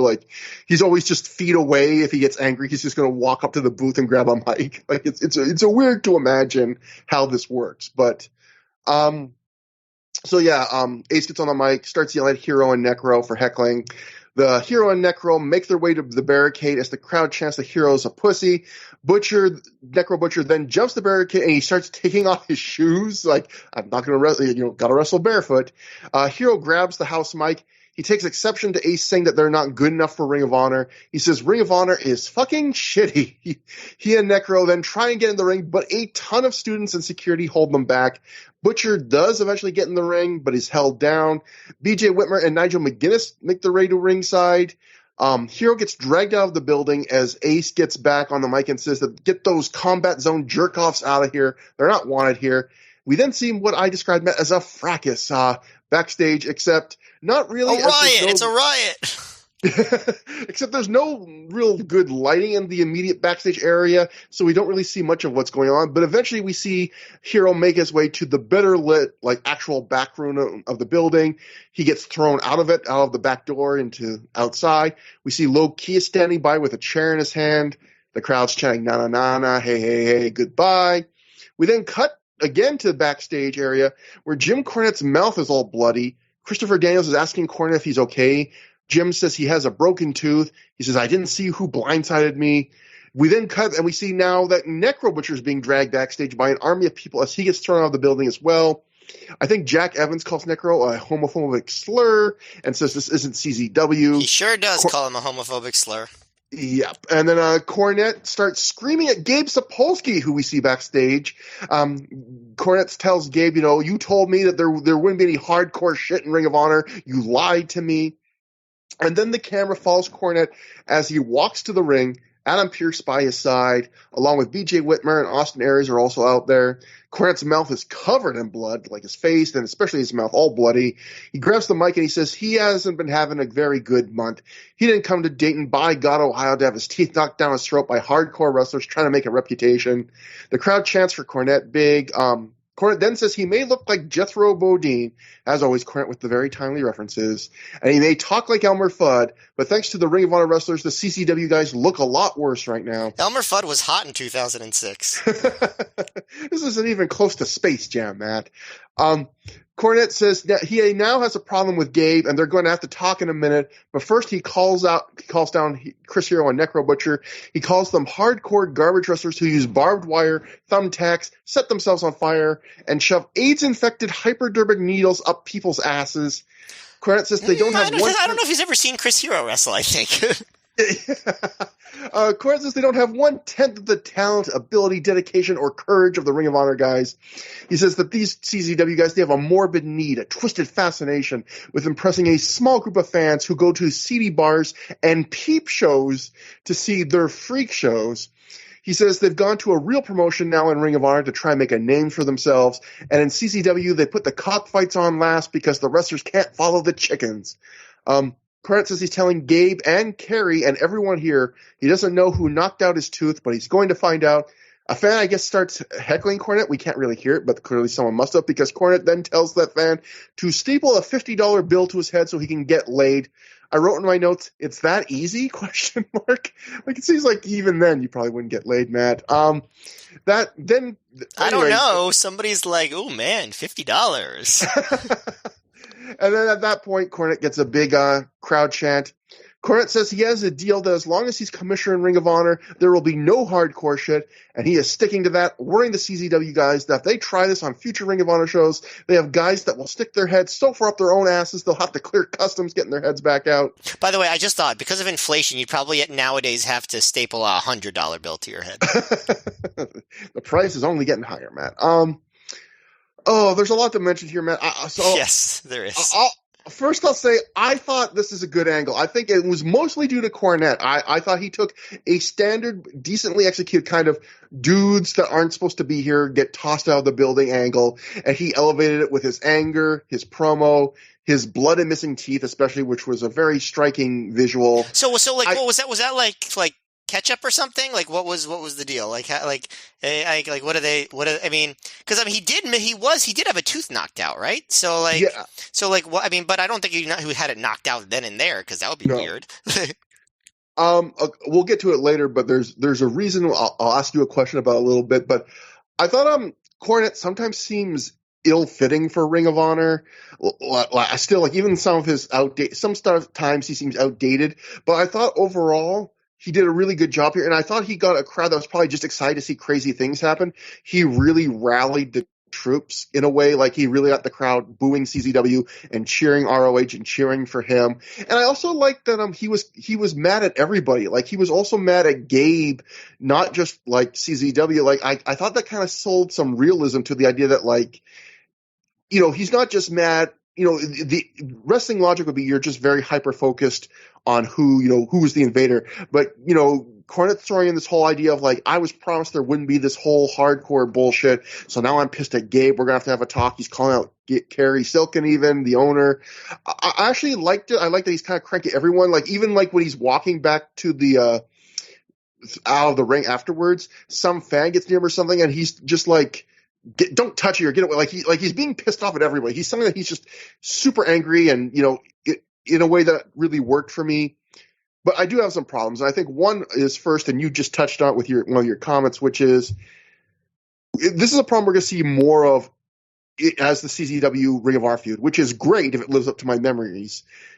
But this is one problem of it is Cornette has like a few stock lines for hardcore wrestling, and they don't always apply. And so, like you touched on, like where he's talking about like Chris Hero and Nick Butcher are these two hardcore wrestlers who do barbed wire and shit. It's like Chris Hero is anything but a hardcore wrestler. Like he's the opposite, the furthest thing from it.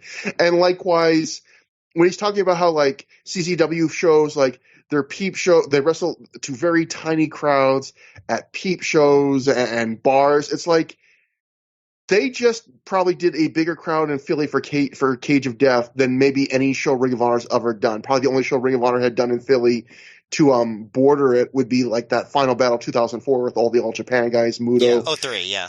Yeah, 03. Yeah, you're right. And you know, even like you could argue that working co-promoting with CZW with that on the Hell Freezes Over show, you know, that brought Ring of Honor their best crowd in Philly in a while, better than Kobashi. So like the idea of Cornette doing the line of like, oh, CZW is this tiny company.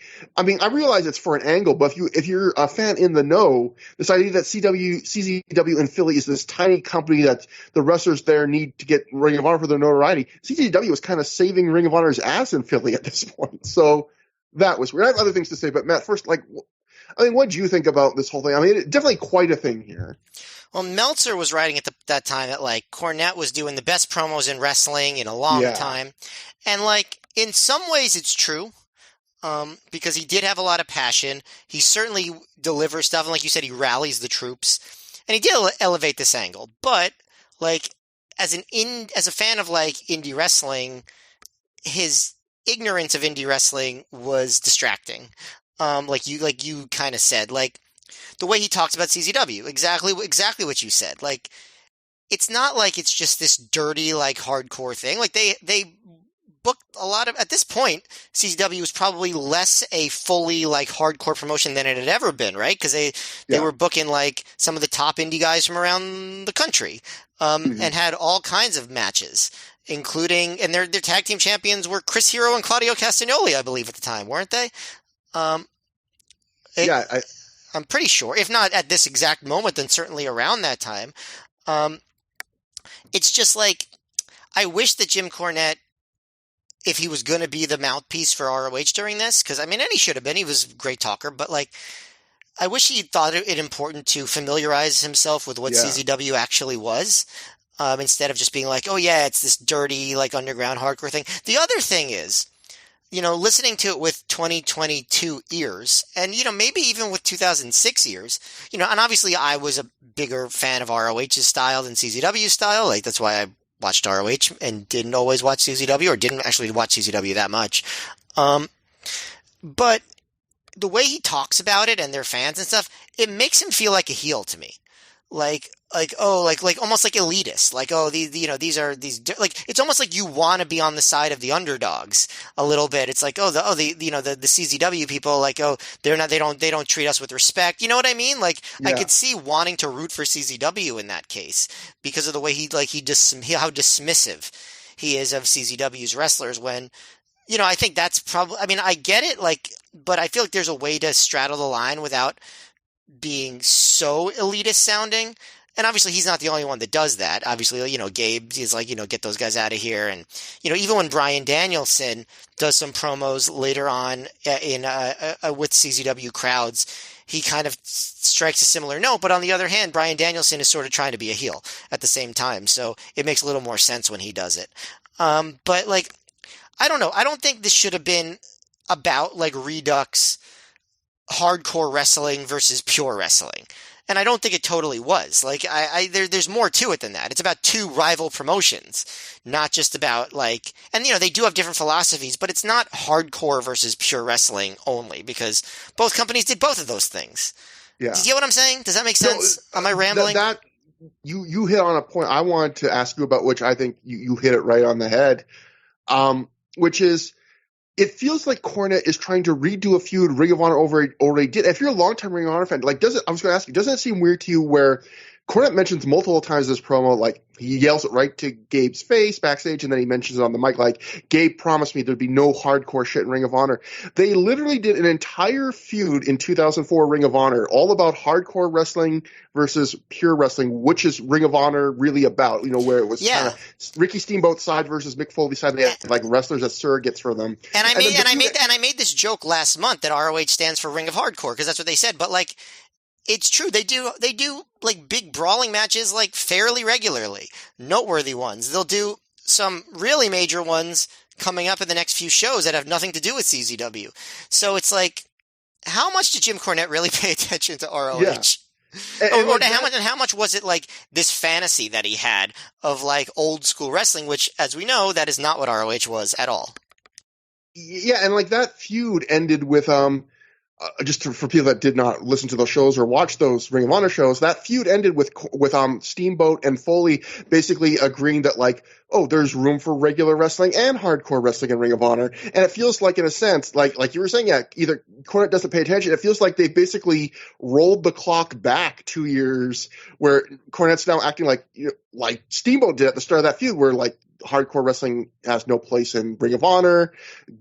Like, yeah, and like you said, like, since year one, there's been hardcore wrestling, quote unquote, in Ring of Honor. Like, the opening shows, you know, had crazy Carnage Crew brawls and lots of blood, and the first year had an Abdullah the Butcher match, Matt. Like, you know, so that part feels weird, that they're trying to sell this idea that Ring of Honor doesn't do hardcore wrestling. And I realize there's like a line they have to walk, but that's a little weird.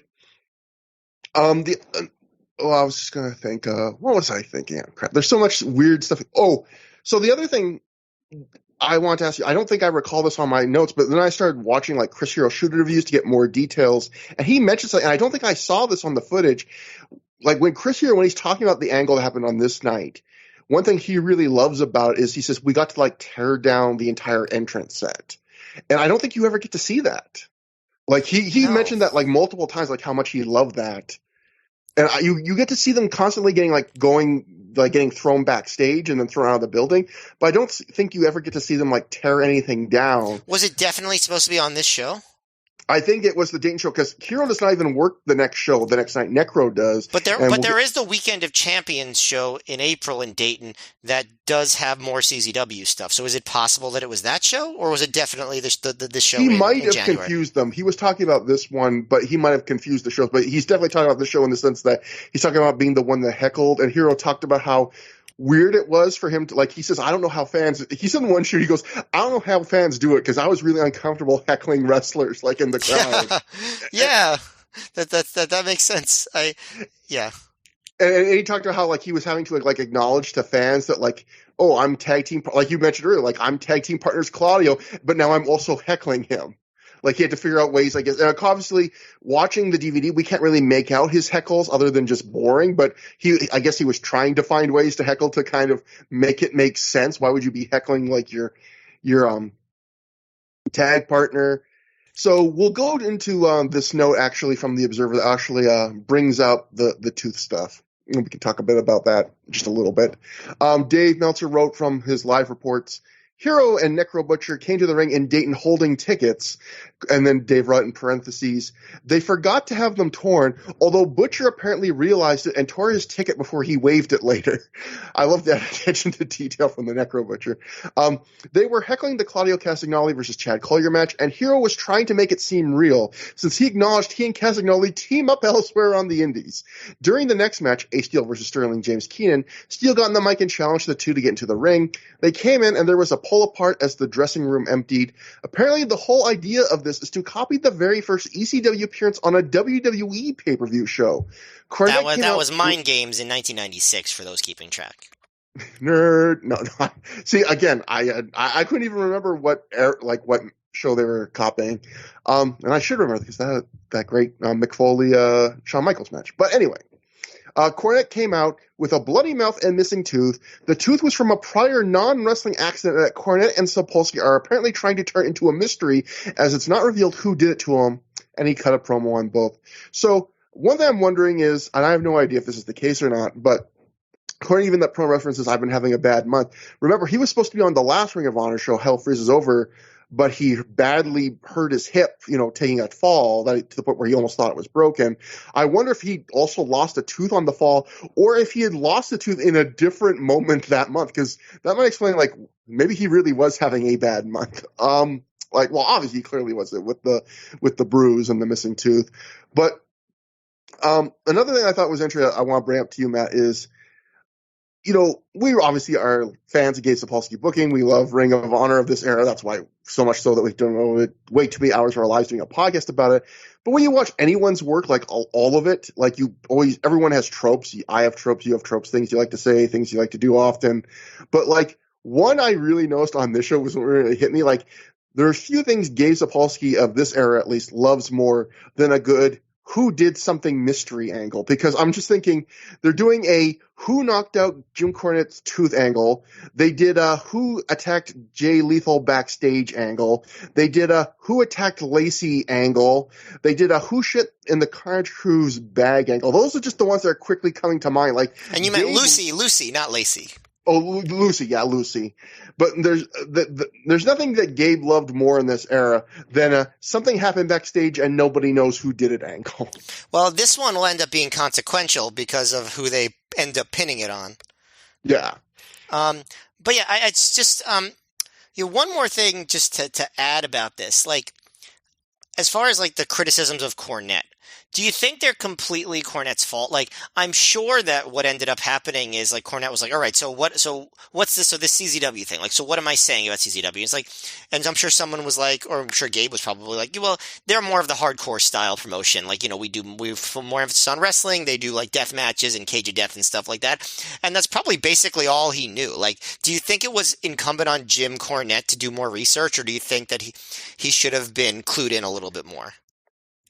Well, I think Jim Cornette, like, he should have done more research. Of course, I'm big on research. Anyone who listens to the podcast knows. But I imagine that Gabe probably did not give him any notes, because I imagine Jim Cornette's such a respected promo guy. He probably, I think most guys that cut promos in Ring of Honor probably got very minimal, just bullet points, the way wrestling should be. But I'm sure he told him what CZW was, because I don't think Jim Cornette was someone who watched it, Yeah.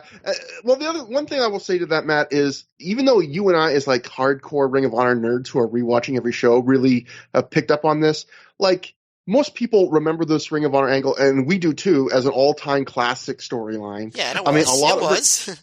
And a lot of Ring of Honor, most Ring of Honor fans stayed on Ring of Honor side throughout of it. And you got Meltzer and the Observer. Of course, at this point, Meltzer had a very soft spot for Cornette, like talking about these are some of the best promos, he's heard.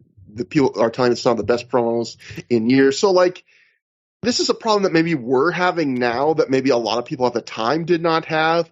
Although, again, I think there will be moments like the John Zandig Cornette promo duel where once someone else gets to kind of throw some of the stuff back in his face, it becomes a bit more of a problem. But even then, it's not like it destroys the angle or anything. I mean, I just want to say, I do remember a little. I mean, like, I thought Cornette was good, and I still think he was good. And by the way, you mentioned the soft spot Meltzer has for Cornette. It's kind of sad, actually, seeing the rift now, because they were, they were buddies back then. But I know for sure that even in 2006, I was like, I wish the ROH's mouthpiece kind of got the whole scene a little bit more than Jim Cornette does. Like, even at the time, I thought that, while still thinking that his promos were great. Yeah, I think that's one of the biggest flaws of Cornette, which I think we mentioned before we even got to this feud, like, which is he never seems to, like, I feel like a commissioner, you want the idea that this is a guy that really knows indie wrestling. They live and breathe it. And Cornette never had that kind of authority in anything he says. He never really he couldn't sell it to you that, convince you that, like, this is a guy that knows the lay of the land. I mean, I'm sure Jim Cornette has watched Ring of Honor shows, was familiar with the wrestlers that were regulars there.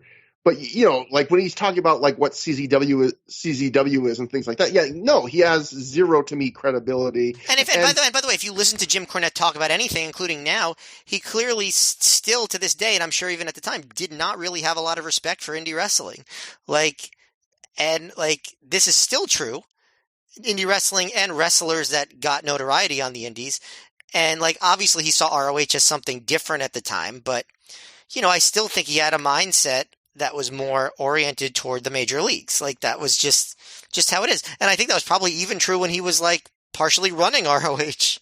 Well, what's interesting is, Matt, like, this problem you're having with Cornette, this is not the first time he's done it, because, in fact, going back, like, Chris Hero on that podcast I did, I referenced on the last episode, that one he does with Conrad Thompson on the Patreon, in that same episode where he talks about this entire feud, he kind of references, like, Cornette's prior kind of history with hardcore wrestling, because Cornette's hatred of hardcore wrestling probably started with Ian Rotten and IWA Mid-South, because what happened was IWA Mid-South obviously was another, much like CZW, an indie that ran brutal death matches, but also had really good, wrestling, and major stars came through there. And just like CZW at this point, one of their top, like, straight wrestling stars was Chris Hero. But the difference was IWA Mid-South ran Kentucky early on a lot. And as did Ohio Valley Wrestling, ran Kentucky, and Cornette in general, Louisville and stuff. And apparently, what would happen a lot of the time would be they would run, like, schools and all sorts of venues to be willing to book wrestling shows, IWA Mid-South, and they'd do these crazy death matches and not clean up the building or do damage to the building, and then it would get bad publicity, and the building would be like, we're never running wrestling again. And so Cornette grew to hate Ian Rotten and IWA Mid-South, and probably, I would argue, maybe that's part of where his whole hatred of hardcore wrestling in general comes from, is this idea of, like, hardcore wrestling makes it hard for me to promote wrestling because it ruins the reputation. It disenfranchises small venues to be willing to book indie shows. But in a way, it's funny because IWM itself very much fits the mold of CZW, where Hero, when he is on this podcast, is talking about like he thinks like Hero, like Cornette probably didn't realize that like IWM itself was more than just like the 2 death matches that would be on at the end of a show. Like it was full, the rest of the card would be really good professional wrestling matches. 90-minute 2 out of 3 falls matches between Chris Hero and CM Punk. Yeah, so so in a way, I mean, Matt, it's surprising. Jim Cornette does not know nuance and does not learn from the past when it comes to things that are like put in front of his face. But like clearly, he just has stuck to this for like 20 plus years now. The idea of if you run a hardcore match, you know, you're that outlaw, blah blah blah blah shit. But I want to just take like let's just cut out a clip of you being like that outlaw, blah blah blah blah shit. Oh god, thank God. Let's move on to. Oh, I was going to ask. Okay, one more question. We've said so much long in this segment, but I want to go back to one of your original questions, Matt. So we know the missing tooth was obviously a shoot. Do you think Cornette? I want to ask you, like, what do you? Because you raised it up first. Do you think Cornette? It looked like blood, but like, do you think Cornette did some ketchup?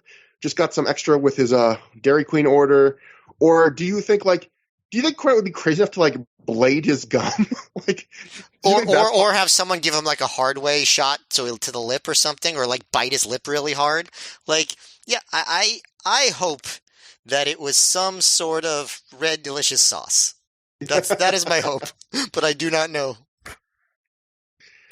That brings us. We're getting too sidetracked. But have I ever told you the story of my first job where we had the secret red sauce? No. My first like job as a teenager was this place called Burger Baron, and I worked there for a month before I quit. I had to work with a guy that robbed the place, and they told me to keep an eye on him, even after they were so desperate for people they rehired him after he robbed the store. I have a lot of stories from the month there, but anyway. What I was excited about was I was like, oh man, they have this secret sauce called their red sauce that they put on their hamburgers. And like, I'm finally going to learn the secret of the red sauce. So one day they're like, we're going to show you how to make the red sauce. So they take a huge bucket, they take a huge tub of ketchup, a huge tub of mustard, and a huge tub of relish. They poured them into equal parts into the said bucket. They gave me a broom handle and said, stir it. And that was the red sauce. I was like, wow. I hope the broom handle was clean. Is the statute of limitations done? I don't know. But that was the secret. And when you said delicious red sauce, it just gave me horrifying flashbacks to stirring a bucket of sauce with a broom handle. So what was the name of that place? Burger what? Burger Baron. Burger Baron. All right. I think we have to set up the Trevor Dame Burger Baron shoot interview where he spills all the dirty secrets. There is more than 0 dirty secrets. So yeah, one of them is the broom handle they used to stir their sauce, because apparently they didn't have spoons or anything. Moving on, it's intermission, and Dave Prazak is. I'll just say Burger Baron under new ownership since I've been there. I'm sure they do not do that anymore. I'm sure they're great. Anyway, get the Doughboys to review it. It's intermission, and Dave Prazak is backstage, joined by Generation Next. In a nice touch, I would say, before the promo officially starts, we can hear Austin Aries mutter, I don't know what those guys are doing here. They don't belong here. So I like that's just kind of an offhanded mention of, acknowledgement of this big interpromotional angle. But by the way, I'm sorry to interrupt. This is not important, but I have to do a callback. You were assassinated by all that red sauce. Oh man, I forgot assassination. This is the best episode. People are either going to say this is the best or the worst episode because of the last 20 minutes, which has just gone off into 800 directions, mostly thanks to Jim Cornette. That's what we do. Yeah, Jim Cornette assassinated this episode, but that's right. Aries talks about tonight about how it's their first defense of the tag team titles, and it's going to be a real test for them, but they have all the confidence they're going to come out of this night on top. He then calls out Matt Sydal, which is awkward because he's standing right near him. He says the reason why Generation Next will come out on top tonight is that Gen Next is all about teamwork, sacrificing their own personal goals for the good of the group. He's wondering what Matt Sydal is doing, teaming up with AJ Styles and going after their tag team titles. He asks him to reconsider, and at this point, he and Strong walk away before Sydal can even talk to them, which seems a little harsh. Prezak asks Matt Sydal for a response, but before Sydal can even give one, Jack Evans stops him, says they have to focus on winning the Trios tournament tonight, and so they walk away, and Prezak endeavors to get an answer from Sydal later in the night. Well, that's addressing a criticism that you had on the last show where they didn't acknowledge that conflict of interest, and now they are. So I guess that's good, right? Yeah. And they're going to try and build some tension with it, which will be kind of funny how it comes up later. But next, we see highlights of Bryan Danielson wrestling AJ Styles way back at Main Event Spectacles in 2003, as a Gabe voiceover tells us that Bryan has gone 0-2 against AJ Styles in Ring of Honor, and as a result, Bryan has personally requested a match with AJ, with Bryan's Ring of Honor title on the line, so he can exercise that demon. Gabe says it'll happen tomorrow night at Dissension. It's interesting. Because that Gabe basically cuts the promo for Danielson here, right? That Danielson wants this match to exercise the demons. And it's what I find interesting is you just can't picture this version of Bryan Danielson saying that, right? I need to exercise these demons. But Danielson did have promo time on this show, so he could have mentioned it. It's just weird. It's clearly they thought of this after the fact or something. Yeah, it's a very thrown together match too, because it's not like AJ has a ton of momentum. I would say, and he's not in the top 5. He's not even working this show. He's only coming in on this double shot for the next night to wrestle Danielson. But I credit to Gabe for at least giving some kind of reason why Danielson would go out of his way, and that Danielson has something to prove here. But yeah, it does seem very thrown together. Thing I wanted to point out about this, Matt, is so Ring of Honor, obviously, some of the shows they would name ahead of time, but a lot of the shows they would name after the show. They would actually then name it for the DVD release, and it would usually often be because of something that happened on the show. So the next show would be called Ring of Honor Dissension, because a lot of dissension will happen on that show. What I like is in Ring of Honor's kayfabe, every show is live, and Gabe says, Danielson versus AJ will happen tomorrow night at Dissension. Why would you name a show Dissension ahead of time? Yeah, it does not make sense before the fact at all. Yeah, exactly. It is very weird, but it's one of those weird little things that comes up occasionally in wrestling. And that brings us to our first match back from intermission. Nigel McGuinness defeated Delirious via pinfall in 6 minutes, 47 seconds after he hit the Tower of London.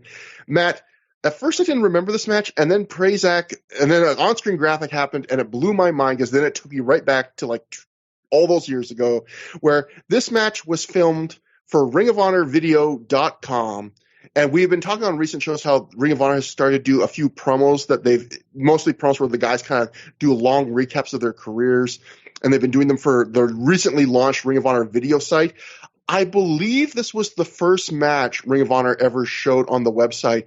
And there was that Danielson versus Azrael match, but I don't, or maybe it was, I think it was Azrael, maybe it was Pele Primo, one of those two. I don't remember if that was ROH videos or if that was just on ROHWrestling.com, but that was definitely one of them. I remember watching this match and freaking out that oh my God, it's Ring of Honor and I don't have to wait for the DVD and it's for free on the internet. And nothing has made me feel older than remembering that memory, because no, that experience, no one will ever have that ever again. The idea of, oh my God, I don't have to wait 2 to 3 months to see this. I can see this match not live, but on video days after it happened, But, as a match, it's a perfectly decent match. I mean, what did you think, Matt? Yeah, I mean, I was sort of thinking, if they really want to get ROHvideos.com over, they should put a match that's, really excellent on there. And this was not a really excellent match, nor did it try to be. This was short, but it was fun. It was a good match, for what it was, which is a completely unsubstantial kind of throwaway. But everything was well executed. I thought it was, Delirious got to be his delirious self, but he also got to, hold his own a little bit against Nigel. Nigel worked the arm. Delirious hit.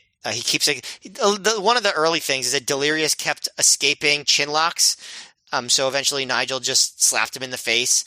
And I also like that Delirious acts scared and confused by Nigel's headstand. But then he still walked into the kick anyway. I enjoyed that. And then it just ends up with, Delirious hits the panic attack knee strike. He hits his leaping clothesline. Nigel kicks out of a well-executed La Magistral and a few other roll-ups. Delirious gets a couple other near falls. Nigel does hit a very hard rebound lariat, but Delirious actually kicks out, so they were not quite ready to make lariats Nigel's main moves yet. They were getting there, though. We're getting closer. And eventually Nigel just hits a few offensive moves, the European uppercut, the leg, the kick elbow combo, and the Tower of London, and just gets the win. Like, a pretty anticlimactic ending, but, I guess it makes sense because Nigel just got to be dominant.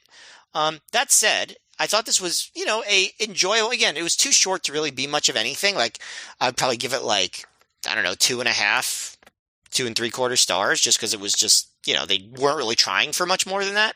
But it is 3 short, low-stakes matches in a row, which you don't really see too often on an ROH DVD. I thought this was the best of the 3 of those, though.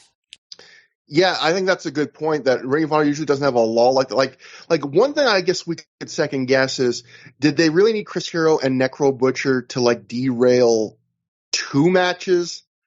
Couldn't they have just had them? Because, to have 2 matches where the heels these guys kind of derail them, then this kind of short, almost squash match, that is kind of a weird lag in the middle. I guess they just felt like the last 3 matches were all going to be quite long. Maybe that's why. Yeah, that's a good point. The other thing I forgot to mention about the Hero Butcher stuff is, I know on one shoot interview, the one that Gabe did with Chris Hero about where they rewatch old matches, they talked about this night, and one thing that Gabe thought was really novel was, he was he said, I didn't think I could imagine we got to the point of doing this where we paid people not to wrestle. He was pointing out, he thought on an indie budget, this wouldn't be something they would usually do, where I'm sure they didn't get paid a ton, but Chris Hero and Butcher, I guess, got paid to show up unannounced and do an angle and not wrestle a match or anything. So he was just talking about, those are the kind of things that Ring of Honor would do occasionally to kind of go do something different, But I thought that was interesting. But anyway, to this match, I agree. I thought this was enjoyable. I maybe like this a tiny bit more than you. The way I would say this match is to me, it was it felt like a 12-minute match that a couple minutes before they went to the curtain, they said, guys, we're cutting you for time. It's only going to be 6 now.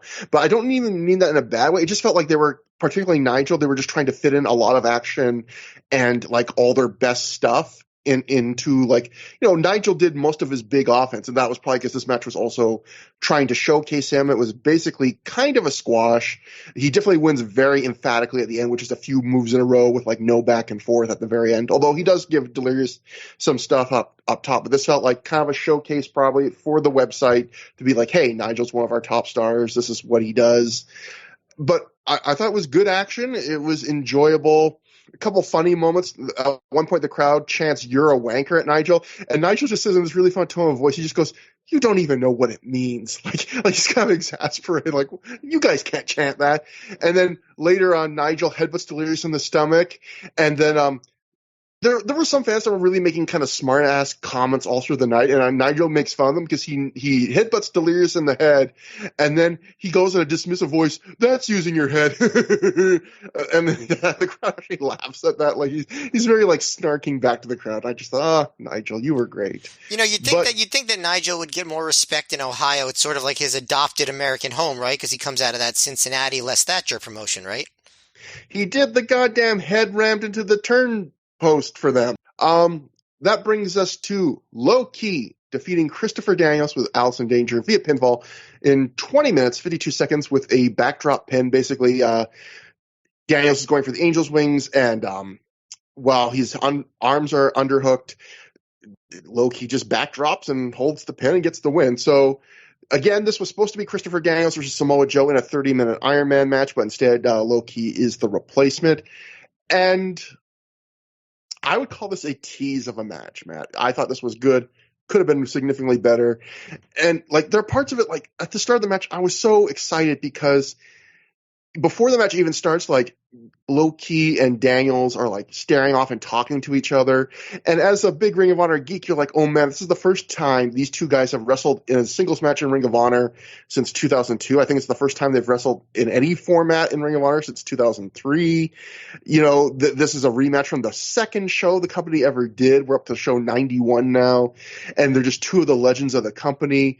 And you can even you can't really hear them, but you can kind of read lips and make out like I think Daniels is saying we've come full circle and all this stuff and it is kind of this cool thing because at this point Daniels is now the face and Low-Key's now the heel, so it's a complete 180. It's really cool. And then these guys just have a fairly good but not great match, and I think it's because it's heel Low-Key, and we'll have more to say about Low-Key on the next show because the next show will be his last show. But to kind of sum up Gangster Low-Key as a guy who's now seen his heel persona almost every match of it, it's one of those things, man, I appreciate, but I don't love. I appreciate what he's doing, that he's paring back his offense so he's not trying to do every cool thing he can do because that would make it would be easier for the crowd to cheer him. He's really always trying to work over the midsection as a heel because so much of his offense as a heel is based around the double stomps.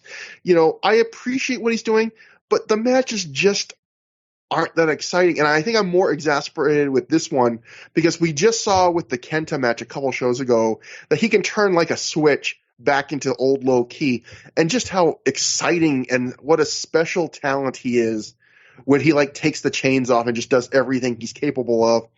And this match, it's not a bad match. It's a good match, but a lot of the match is Low-Key just wearing down Christopher Daniels with body scissors, and it's kind of low stakes stuff. And then you get these little bursts where Low-Key will speed up and hit a big shotgun drop kick or get really emotional or run and scream just for a second, but then it'll settle right back down. And then it does pick up in the last third, I would say. There's a neat sequence where Daniels is going to go for the best moonsault ever, and Key grabs his leg and doesn't want him to go as he's lying on the mat. And Daniels kicks him off, goes to do the best moonsault, but then Low-Key stops him, gets him to the Tree of Woe position for the double stomp. Daniels then sits up out of the Tree of Woe, hits a palm strike to Key on the top rope. Key bumps off the apron to the floor from that, and then Daniels does this cool springboard Arabian press. And that's just a really nice sequence of struggling back and forth. And sequences like that where you watch and go, oh yeah, these two really do, when they're really going at it, work really well together. But even at the end where they start picking up and doing a little bit more to each other, I just felt this is good, but this is 3.5 star good. I'm not saying, I felt you're not seeing these guys as A games on this night. And I wish we could have seen one more all out match from Key and Daniels, but we don't get that here, I don't think. This is another example, I think, of our expectations affecting how we see the match. So you, I at no point when I saw that this match was on this card expected a great match because, I would have remembered that, Yeah. And I didn't remember this match too much. And I really, I hadn't been so crazy about Daniels' recent ROH stuff. And, other than the Kenta match, not a lot of Low-Key's recent stuff either. So I ended up actually being pleasantly surprised by how much I liked this match. I agree with you. I think in the end that it was a 3.5 star match, but that's good to me. I wasn't expecting a 4-star match out of this because I would have remembered it.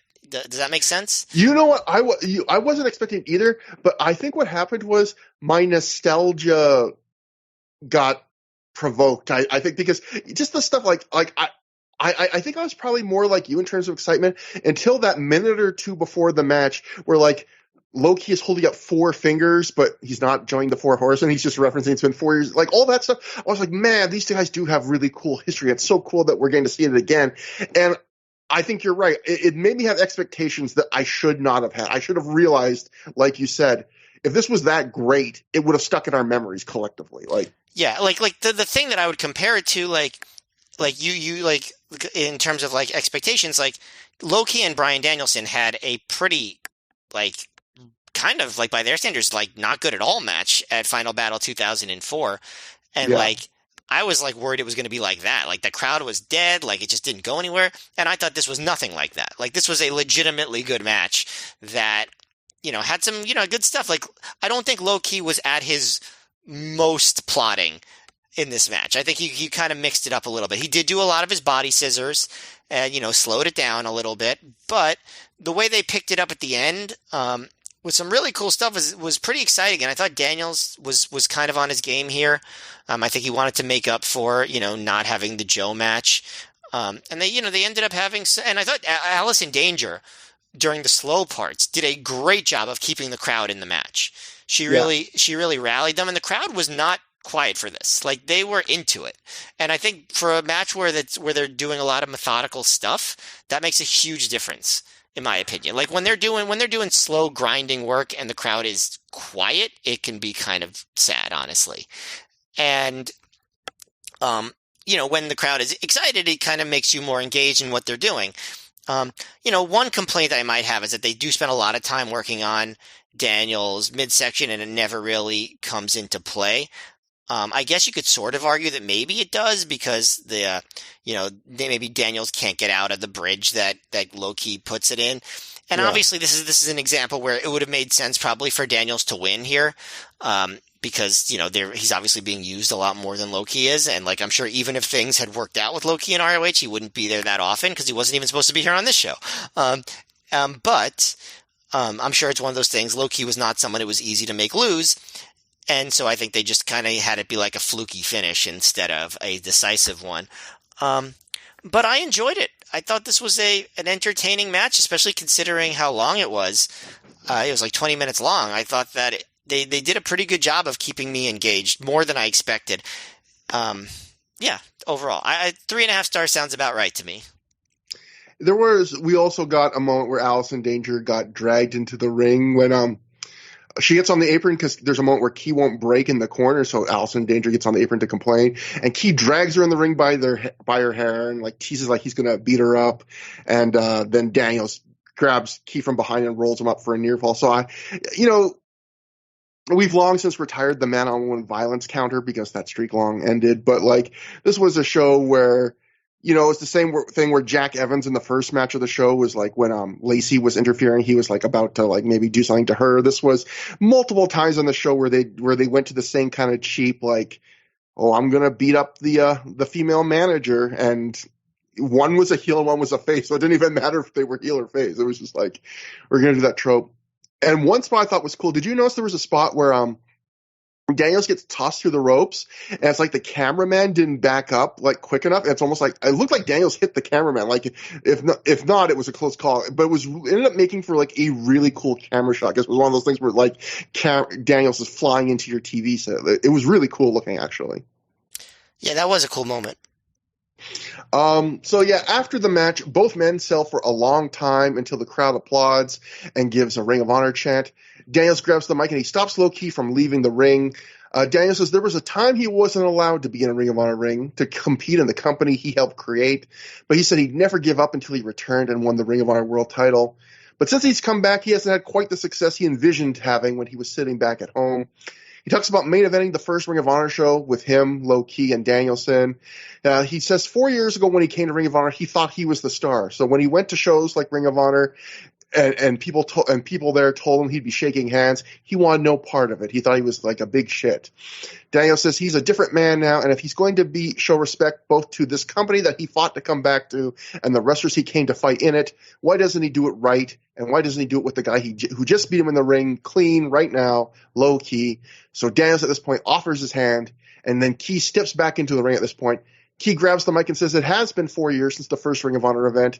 He says, win or lose, Key himself would always offer his hand as a man, but history has a funny way of coming full circle. Key points out the end of the main event of the first Ring of Honor show, he did offer his hand, and Christopher Daniels walked away. Key says he can only do one thing. At this point, he leaves the ring with no handshake to a mix of applause and boos.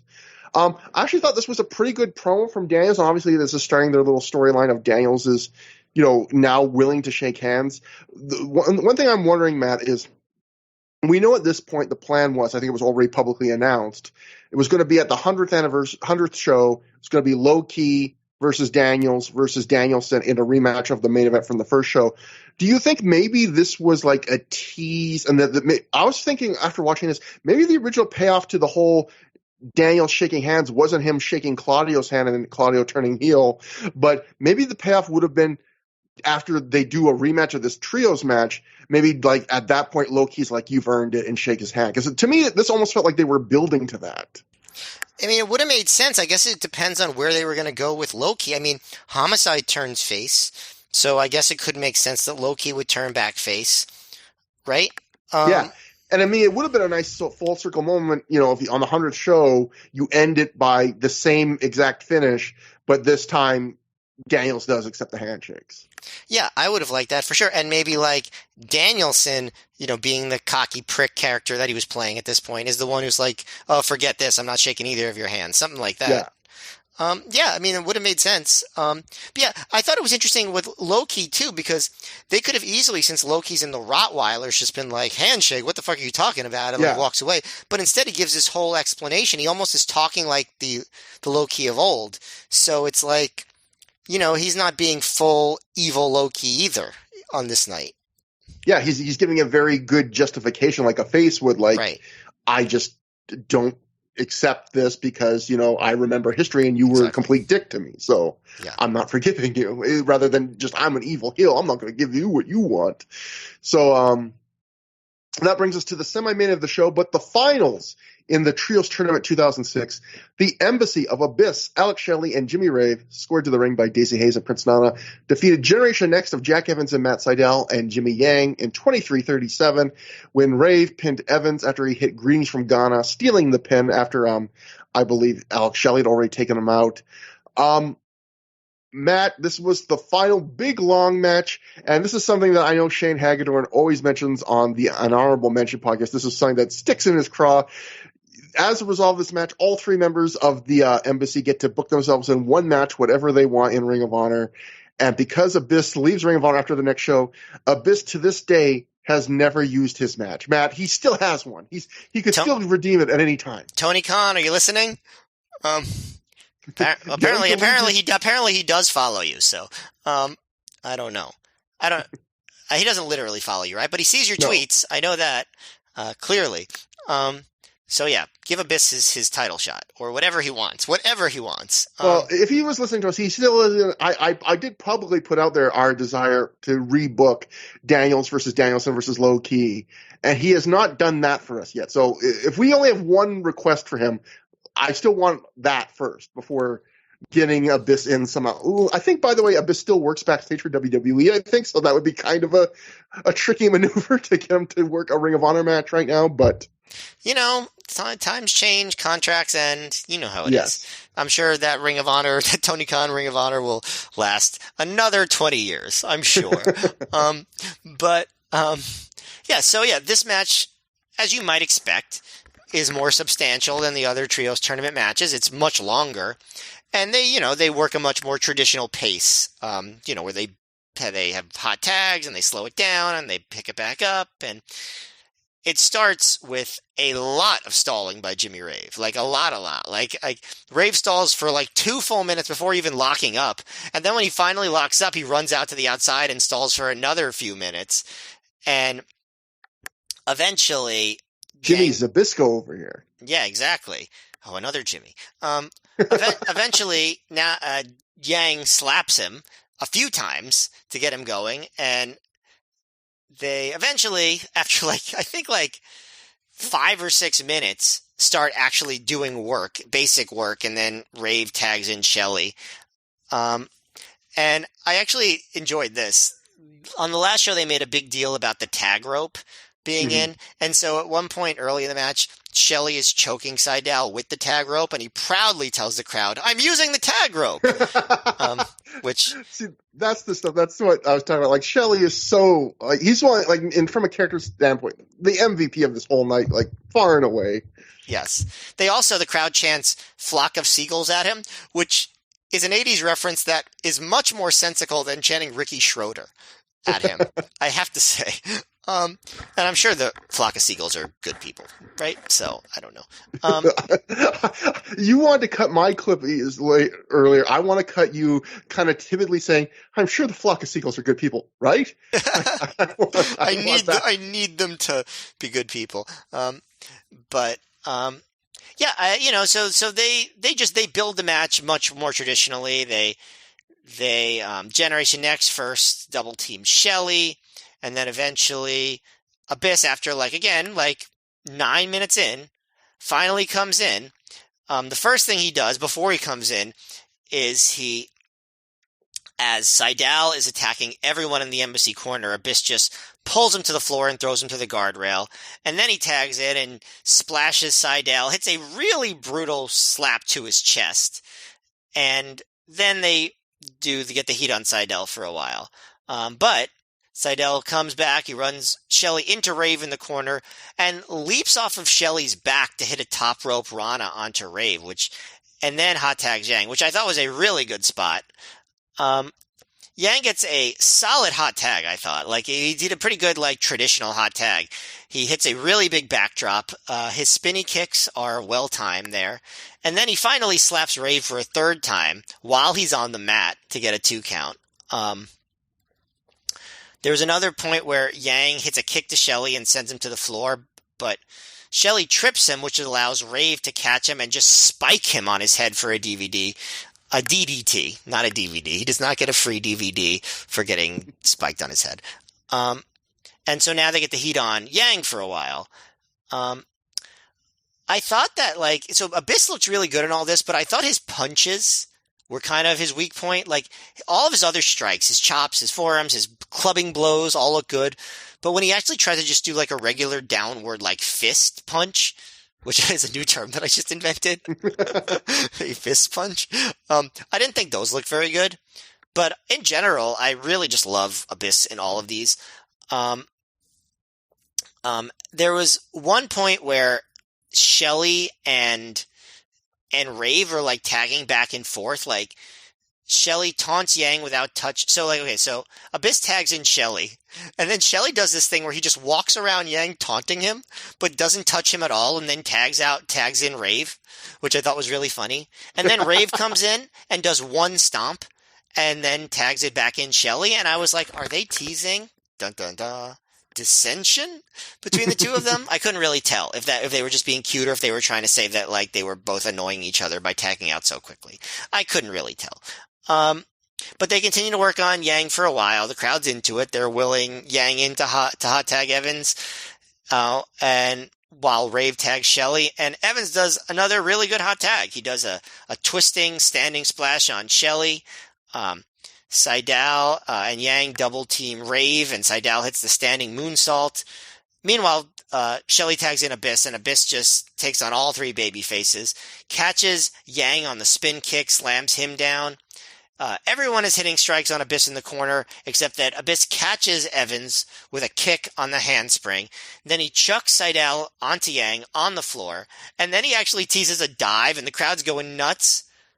But then Shelly tags himself in, and the crowd is boos big time, and eventually, Abyss acts upset, so Shelly slaps Abyss, and then Abyss grabs Shelly by the throat, and Shelly begs off, Abyss is teasing, choke slamming him, and eventually Abyss just lets go, and Seidel capitalizes. So, that would have been another direction they could have gone, where Abyss is, breaking free of the embassy, but, as Hagedorn has complained, Abyss is gone pretty much after this weekend, right? Yeah, this is the last weekend for him and Low Key. They're both gone after this. Yeah. So another cool spot is Seidel is trying to do a backwards leap off the top rope onto Abyss, but Abyss catches him and does the black hole slam from that position, which I thought was really cool. And then that's when Yang takes Abyss out of the ring. Rave takes out Yang. Evan hits a handspring elbow and a Busaiku knee on Shelly. And then he goes up for the 630, but Shelly moves, hits a super kick, hits slice bread number 2 on Evans, and then Rave pedigrees him for the win. I was surprised Evans was the one who took the pin, and the crowd was very taken down by the finish, but I thought it was a pretty exciting final segment. I liked this match. I honestly liked all 3 trios tournament matches. I would say this is my second favorite. It's probably the best wrestling match of the 3 by far, but the first match was just so exciting and fun that I enjoyed it a little bit more. I thought sometimes the heat segment on Yang dragged a little bit, but I didn't think much of it dragged considering the length. This was 23, 24 minutes. Yeah. And I thought they kept a good pace, and I liked a lot of the personalities in it, and I think that's what kept me engaged. I like this less than you, but I still would, like you said, I would put this as the second best of the 3 trios matches, and I still thought it was a good match, but again, this was a match where my expectations were a little bit higher because I like a lot of the guys. I like pretty much everyone in this match other than Jimmy Yang and Ring of Honor, not so hot, but it was not a bad match, but I thought it was a little weird match where because it was a long match, they did the 2 long face in peril sequences where they did the Seidel one, then had a hot tag, then the Yang one, and then another hot tag. And because of that, I felt I felt like maybe like some of those sequences dragged a little bit more maybe than you. I know you said one dragged maybe a little bit. I probably thought they dragged a bit more than you, but also because so much of the match is just those 2 long face in peril sequences, I felt like usually these kind of matches, especially these big matches, they have like a big kind of long section at the end where things really go nuts. And I felt like this match, it didn't have nearly as long, and it didn't get really that crazy until maybe like the final minute, and the crazy stuff like Abyss catching Seidel in midair and hitting the Black Hole Slam. That was one of the coolest things I've seen on a Ring of Honor show in a while. But like, I kind of wanted more of stuff on that crazy level, which I know is a lot to ask for. But I also felt it kind of ended up giving this match this weird feeling of I felt like the faces kind of got dominated in most of this match because of the 2 long sequences. And even like when they finally had like Jack Evans getting the hot tag and when he hadn't worked most of the match, like I felt like very quickly they were back to getting their butts kicked quite a bit. And even like you teased Ascension where the match basically stops, where Alex Shelley stops Abyss from going to do the dive, and then Abyss teases choke slamming Shelley. He cheeses him. You gotta get cheese when you get assassinated. But the whole like they basically stop the match to fight, and the faces still lose. Like the faces kind of came off as losers, I would say, in this match. Like I don't think they did that much. Like there's a moment in the middle, like late in the match, where all 3 baby faces like attack Abyss 3-on-1, and he basically holds them off fine. And that's part of what makes Abyss so cool in Ring of Honor. But I felt like in this match, it was like, man, the faces really are taking it in this match. And I did enjoy Abyss in this match, although I will say, like, watching Abyss on this night, I felt like, man, Abyss had a pretty, like, not in terms of probably maybe pay or something, but like in terms of working, I feel like he had kind of a plum gig because I felt like he does do some cool things in his Ring of Honor run, but he gets such great reactions without having to do that much a lot of the time because he's the only guy in Ring of Honor that's like the big giant monster, and everyone in the company other than him, for the most part, are small guys that are very willing to just treat him like a monster and bump huge for him. And it's sort of like so much of like Abyss is just him tagging in and just guys just bouncing off of him. Like sometimes in some matches, literally. And I just felt like, man, that like these are probably some of the easiest nights he would have on the indies. It's just like tag in, everyone just freaks out, acts scared. You just run into guys, toss them around, hit a black hole slam. And I agree about Jimmy Yang when we keep talking about this match. Like, I agree Jimmy Yang, was better, again, on this night than he has been on other nights. He was probably better in the first match than here, but, did well enough. Jimmy Rave, yes, stalled a lot, and I like Jimmy Rave's old school stuff, but, like, man, that was a lot of stalling. Just looking over my notes, I liked it before the match that Shelley tried to teach Abyss how to throw toilet paper back into the crowd, and he actually got a big pop out of the crowd when, like, the first time Abyss tries it, he doesn't do it well, and then the second time, like, Abyss has learned and throws it, and the crowd, he gets all excited, and that actually gets a nice pop from the crowd. You mentioned the tag rope thing. Shelley at one point does the testicular claw to Matt Sydal. So, like, again, Sydal just on another level here. Most of that stuff, you mentioned all the other really good spots in this match. So, although at the hot tag, when Yang is the face in peril, and Rave jumps off the top rope, and he just does a brutal looking back kick to Rave's face before he makes the hot tag. I thought overall, I thought I just expected more of a match of this length with this many people. That's the semi-main event, a tournament final, but it was still not a bad match. And I also thought it was just a little weird that the faces got beaten so much in this match, but still decent enough. After the match, Shelley is pissed about Rave stealing the pin because he had the win with the slice bread number 2, and then Rave insisted on taking the win with the greetings from Ghana pedigree. But Nana and Ray both try and talk Shelley down, and then we quickly cut to the next match, our main event, and that's the Ring of Honor Tag Team title match. Generation Next of Austin Aries and Roderick Strong make their first successful defense of the titles when they defeat Bryan Danielson and Jay Lethal in 29 minutes, 18 seconds, when Strong made Danielson tap out to the Stronghold. Matt, this was my match of the night. I would give this a flat 4 stars. I thought this was a great match. I think the interesting thing about this match is this felt like a B-show main event, but in a good way. I think a lot of times, like, not every match needs to be an emotional intensity of 10 out of 10. Not every match needs to have, like, 7 straight minutes of big near falls. And you know, sometimes that can get exhausting, even though that is kind of Ring of Honor and Love, the Super Indies bread and butter. But I think the one problem is sometimes we've seen matches that when they omit that kind of stuff, they don't really replace it with anything. It just kind of feels like lower effort versions of those crazy Super Indie matches. I felt like this felt like it did not feel like a crazy everything's at 10 out of 10 intensity, we're going for 800 near falls, but it also did not feel like these guys just mailing it in either. Like these guys felt like they were having a really good time, and it felt like they were kind of making it up as they were going, but also a lot of those times when it feels like guys are just making it up as they go along, it doesn't really have good structure. This had structure. You know, you had just like the last match, you had 2 face in peril sequences. You know, each guy gets to be the face in peril. You had like the heel stuff, you know, referencing the feud between Danielson and Strong. You had Jay Lethal being a heel here. And I thought, even though I wrote in my notes when Lethal first came out that Jay Lethal's entire heel character is wearing sunglasses, I did feel as I watched him wrestle the match, this was his best performance so far as a heel. He kind of stopped doing it as the match got deeper. But, you know, he stole Joe's Olay kick. He did Aries power drive elbow. There's a moment where he gets literally cornered by Aries and Strong, and he's like screaming like, Brian, help me, which I thought was a very cute, like Weasley heel thing.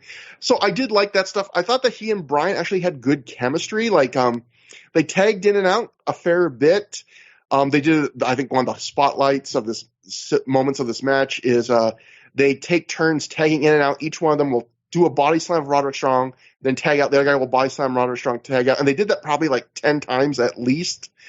And, it's just this is just 4 really good wrestlers. I would say 4 great wrestlers and 1 pretty darn good wrestler.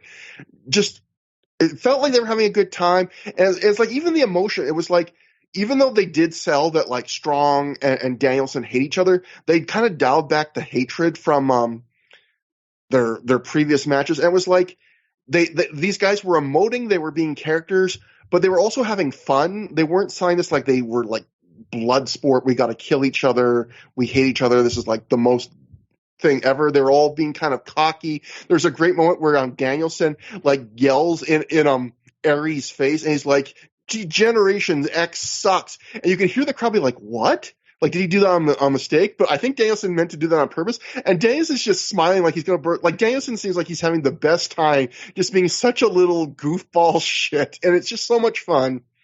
And then finally, I really I guess my last kind of thoughts on this match is, I think what makes this match good is this match felt like it was in second gear the whole match. But that actually impressed me because it was like, the match is maybe a little slow for the first couple of minutes to ease into it. But really, this is almost half an hour.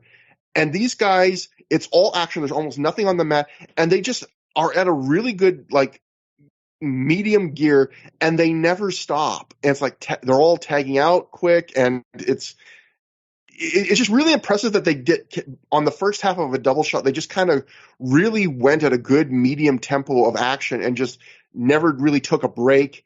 And I also really like the end, because the end is Danielson and Strong alone for like 2 minutes. They basically have like a mini match. And I really liked, and then Strong wins definitively where he hits his moves and he makes Danielson tap out to the Stronghold. And I really like that because the booking of this match had to do some heavy lifting in that it sets up Strong versus Danielson for a third time, except Danielson beat Strong the first 2 times clean. So you think you need a pretty good reason to do a third one. And what I like is you could have just had Strong beat Danielson like in the normal tag match, but by having Strong and Danielson basically work like 2 minutes alone at the very end, it really did give Strong, like, it almost felt like Strong beat Danielson in a singles match, even though he really didn't.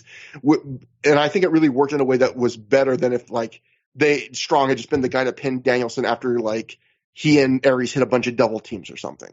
But overall, not an absolute, you have to go out of your way to see this, but I thought this was an outright, like, low, like, great match, I thought. Yeah, so this is maybe like one of the few matches on the show that I actually liked a little bit less than you. I would say very good. I wouldn't quite go great. I think my favorite match of the night is still the opener, even though this is obviously a better wrestling match probably by a lot. But I did think it was very good. I agree with you. Lethal showed way more as a heel than he did. I criticized his performance at Hell Freezes Over a lot in terms of his heelishness, and I thought he definitely did a lot more here. With stealing the Joe spot, stealing the Aries spot. I also enjoyed at the beginning where well, actually, let me get to the part where, because I thought, first of all, he looked really cool wearing those sunglasses. I have to mention that. But like he does some stuff where, like, all right, so they do basic wrestling early, and Lethal pushes Strong to the ropes, and instead of cleanly breaking, he doesn't do like an eye poke or a chop. He just sort of like kicks Strong in the shin, I should say, and knocks him and Strong loses his footing for a second. And I thought that was different. You don't really see that very often. Also, I like that, like, usually these Strong matches, they tease going for a backbreaker for a really long time and the chops and stuff. But here, Strong just hits a backbreaker on Lethal, like, immediately and hits his chops really early. So I like that they changed it up a little bit. And the other thing that I liked at the beginning of the match was after the backbreaker, Lethal tries to tag out to Danielson. And Danielson wants no part of Strong. He does a lot of stalling, running away from Strong early in the match. So instead of tagging in, Danielson just massages Jay Lethal's back from the apron, which, again, you don't see that too often. I think it's interesting how these, like, ROH sort of like B-show main events, when they're really long, they're sort of a mix of, like, pay-per-view main event, but also just, like, house show style. Yeah. Because they're, like, doing a lot of shtick and stuff. Which does have its charms, but it doesn't, those aren't ever going to be, like, my favorite matches, Like, I can enjoy that stuff, but I'm never going to be like, yeah, that's the match of the year right there. You know what I mean? Like, it's just because they're not trying to do that. Yeah, it's a weird way to put it, but it's like, it's a relaxed atmosphere. Like, you don't feel like these guys are feeling intense pressure that they've got to pull out every stop or hit a time cue. Like, I get what you're saying, but I actually think that's part of why I like this match, is because it just seemed like all four guys were really having a good time. It's weird as that to say. Like, it just felt like they were having fun. Definitely seems that way. And they all performed well. And I agree with you about the finish. That they just the fact that Strong got this, like, really decisive win after a big sequence with Danielson, I think that was exactly the right thing to do. And, and it worked really well, and it makes you want to see another match between those two. Another spot, by the way, that I want to point out. So they do this thing, after the whole thing where Danielson and Lethal keep taking turns body slamming Strong. So Aries and Strong do this thing where they hand off an airplane spin. Like, Aries does an airplane spin on Danielson, but instead of just going, instead he tags in Strong, so Strong can do a little bit of airplane spinning, and then Strong hands it back to Aries, who does more airplane spinning, and like, the whole point is that they don't get too dizzy. The only thing that undercuts it is that when they're done, Aries acts like he's super dizzy. So, like, what was the point of the trading off? He should be like, yes, we did it. Now I did the airplane spin and I'm not dizzy.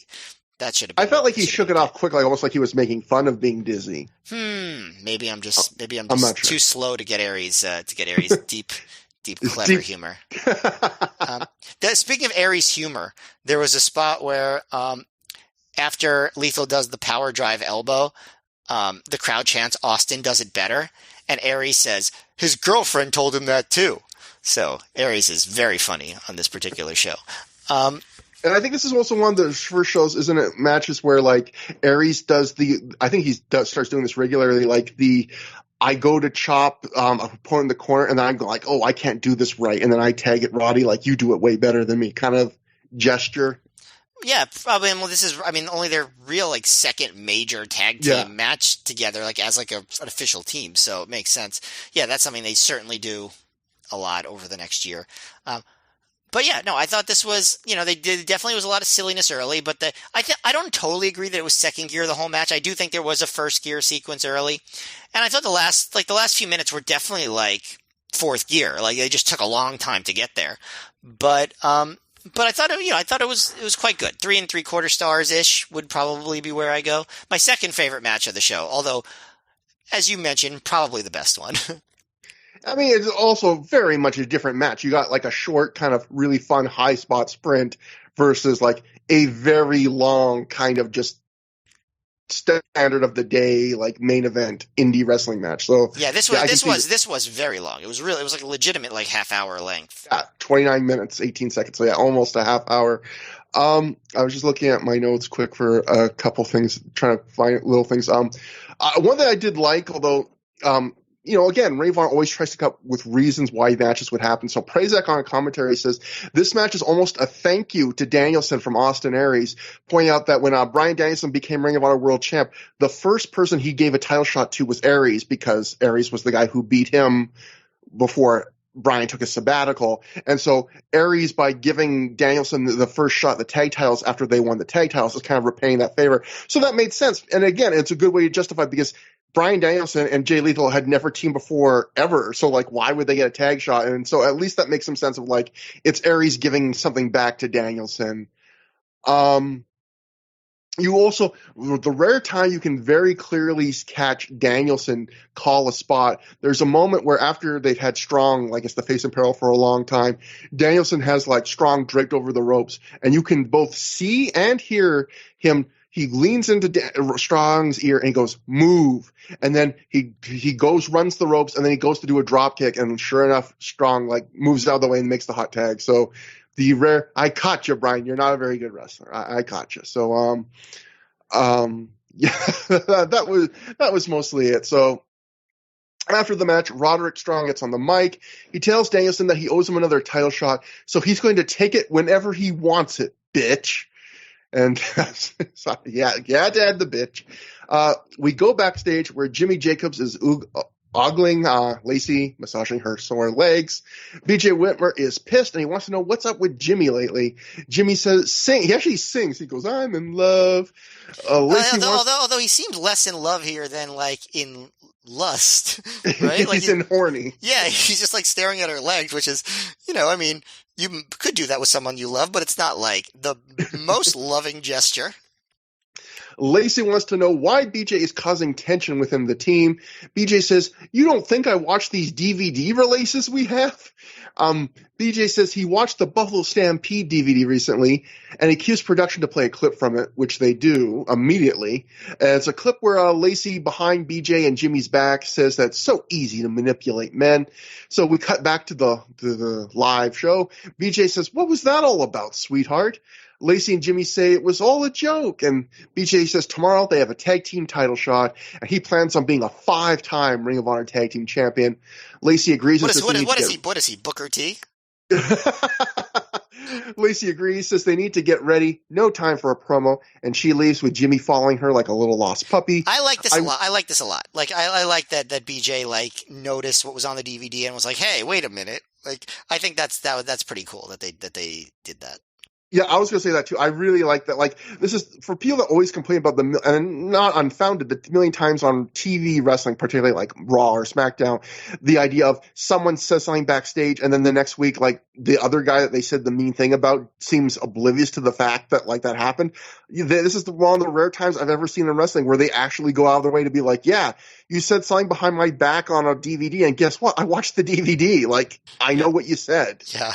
So like, I don't know. I can't remember any other time in wrestling. I'm sure it's happened where they've actually like used real logic instead of wrestling logic when it comes to this. Like, yeah, and this was like only a year after the whole thing with like Batista And, like Triple H and Ric Flair would talk about Batista behind his back. And like seemingly for weeks, Batista would act like he just didn't know what was going on before he finally turned on Triple H. Yeah, so I also love. Sure, there's something funny about the idea of BJ Whitmer watching Buffalo Stampede. Like, you got to be a big Ring of Honor fan to watch Buffalo Stampede. It's not one of the best cards on paper. Well, but he did have a big match against Davey Andrews on that show. Got to take notes. Why'd that match take so long? And then finally we go to a poorly lit backstage area where we can barely see what's going on, where Dave Prazak is with Matt Sydal. David promised earlier on commentary and elsewhere, I think multiple times teased that like he was going to get an answer from Matt Sydal tonight. And so Dave wants to know if Sydal has a response to Aries and Strong's request earlier in the night to Matt to not pursue the tag team titles with AJ Styles. Sydal then gives us his answer, which is he says he's going to make a couple of phone calls, sleep on it, and he'll have his decision tomorrow. And that's how the DVD ends. And you know, Matt, that this is a B show when the cliffhanger is find out on the next show what Matt Sydal is going to do about the tag titles. It was especially when they teased multiple times on this show that like Prazak's like, I'm going to talk to Matt Sydal later in the night. And the answer he gets from Sydal is, I'll tell you tomorrow. Like, this is very much a B show. It is a B show. That said, I liked it. I don't know if there were any, I thought there were a lot of good matches. I definitely like the trios tournament matches more than you did. I don't know if there were any matches I'd give 4 stars to. Maybe if I could push the opener into like get like low 4 stars, I would say. But a lot of matches I enjoyed. I think this is another one of those B shows where it's like the baseline ROH quality is so high that like these B shows are pretty good. And it does have that one big angle that makes it stand out from other shows. So it has that going for it too. Yeah, this is a good B show. Like it's one of those shows where I would never say like go out of your way to see this, but it's a show that, you know, if you're watching it, it's pretty good. Like I would say it's more than even just acceptable because, you know, even if I didn't quite agree with you on every single match, I think we both agreed there's like 3 or 4, probably 5 good matches. I mean, you got the low-key Daniels match. I think all 3 trios tournament matches were good to some extent. You got the main event. I liked a little bit more than you, but we both liked a fair bit. So, I mean, that's like 5 at least quality matches on this card, plus a memorable angle. So, yeah, it as far as B shows goes, even though, again, it did not feel important, I think if you just want to sit back and have 3 hours of good wrestling, this was a good show. So that is the end of the show. So for plugs, as usual, if you want to get in touch with us, it is throughtheyears@gmail.com, THROH for through. We have a thread on the Pro Wrestling Only Plugs forum that I check once every few weeks lately. We have our Twitter @Trevor Dame and @MayorMGF. Next time on the show, we will be covering the second half of this double shot that we just started with Ring of Honor going back to Cleveland for Ring of Honor Dissension. That will have Bryan Danielson versus AJ Styles. It will also have, Matt, our farewell to Low Key. I'm sure we'll have some thoughts. His last match ever in Ring of Honor, and it's against goddamn Jack Evans. So that seems crazy. So It'll be interesting. So yeah, that should be a fun show. And this was a fun show. So until next time, in the words of Kenny Omega, to paraphrase him, have a good time. Have a great time.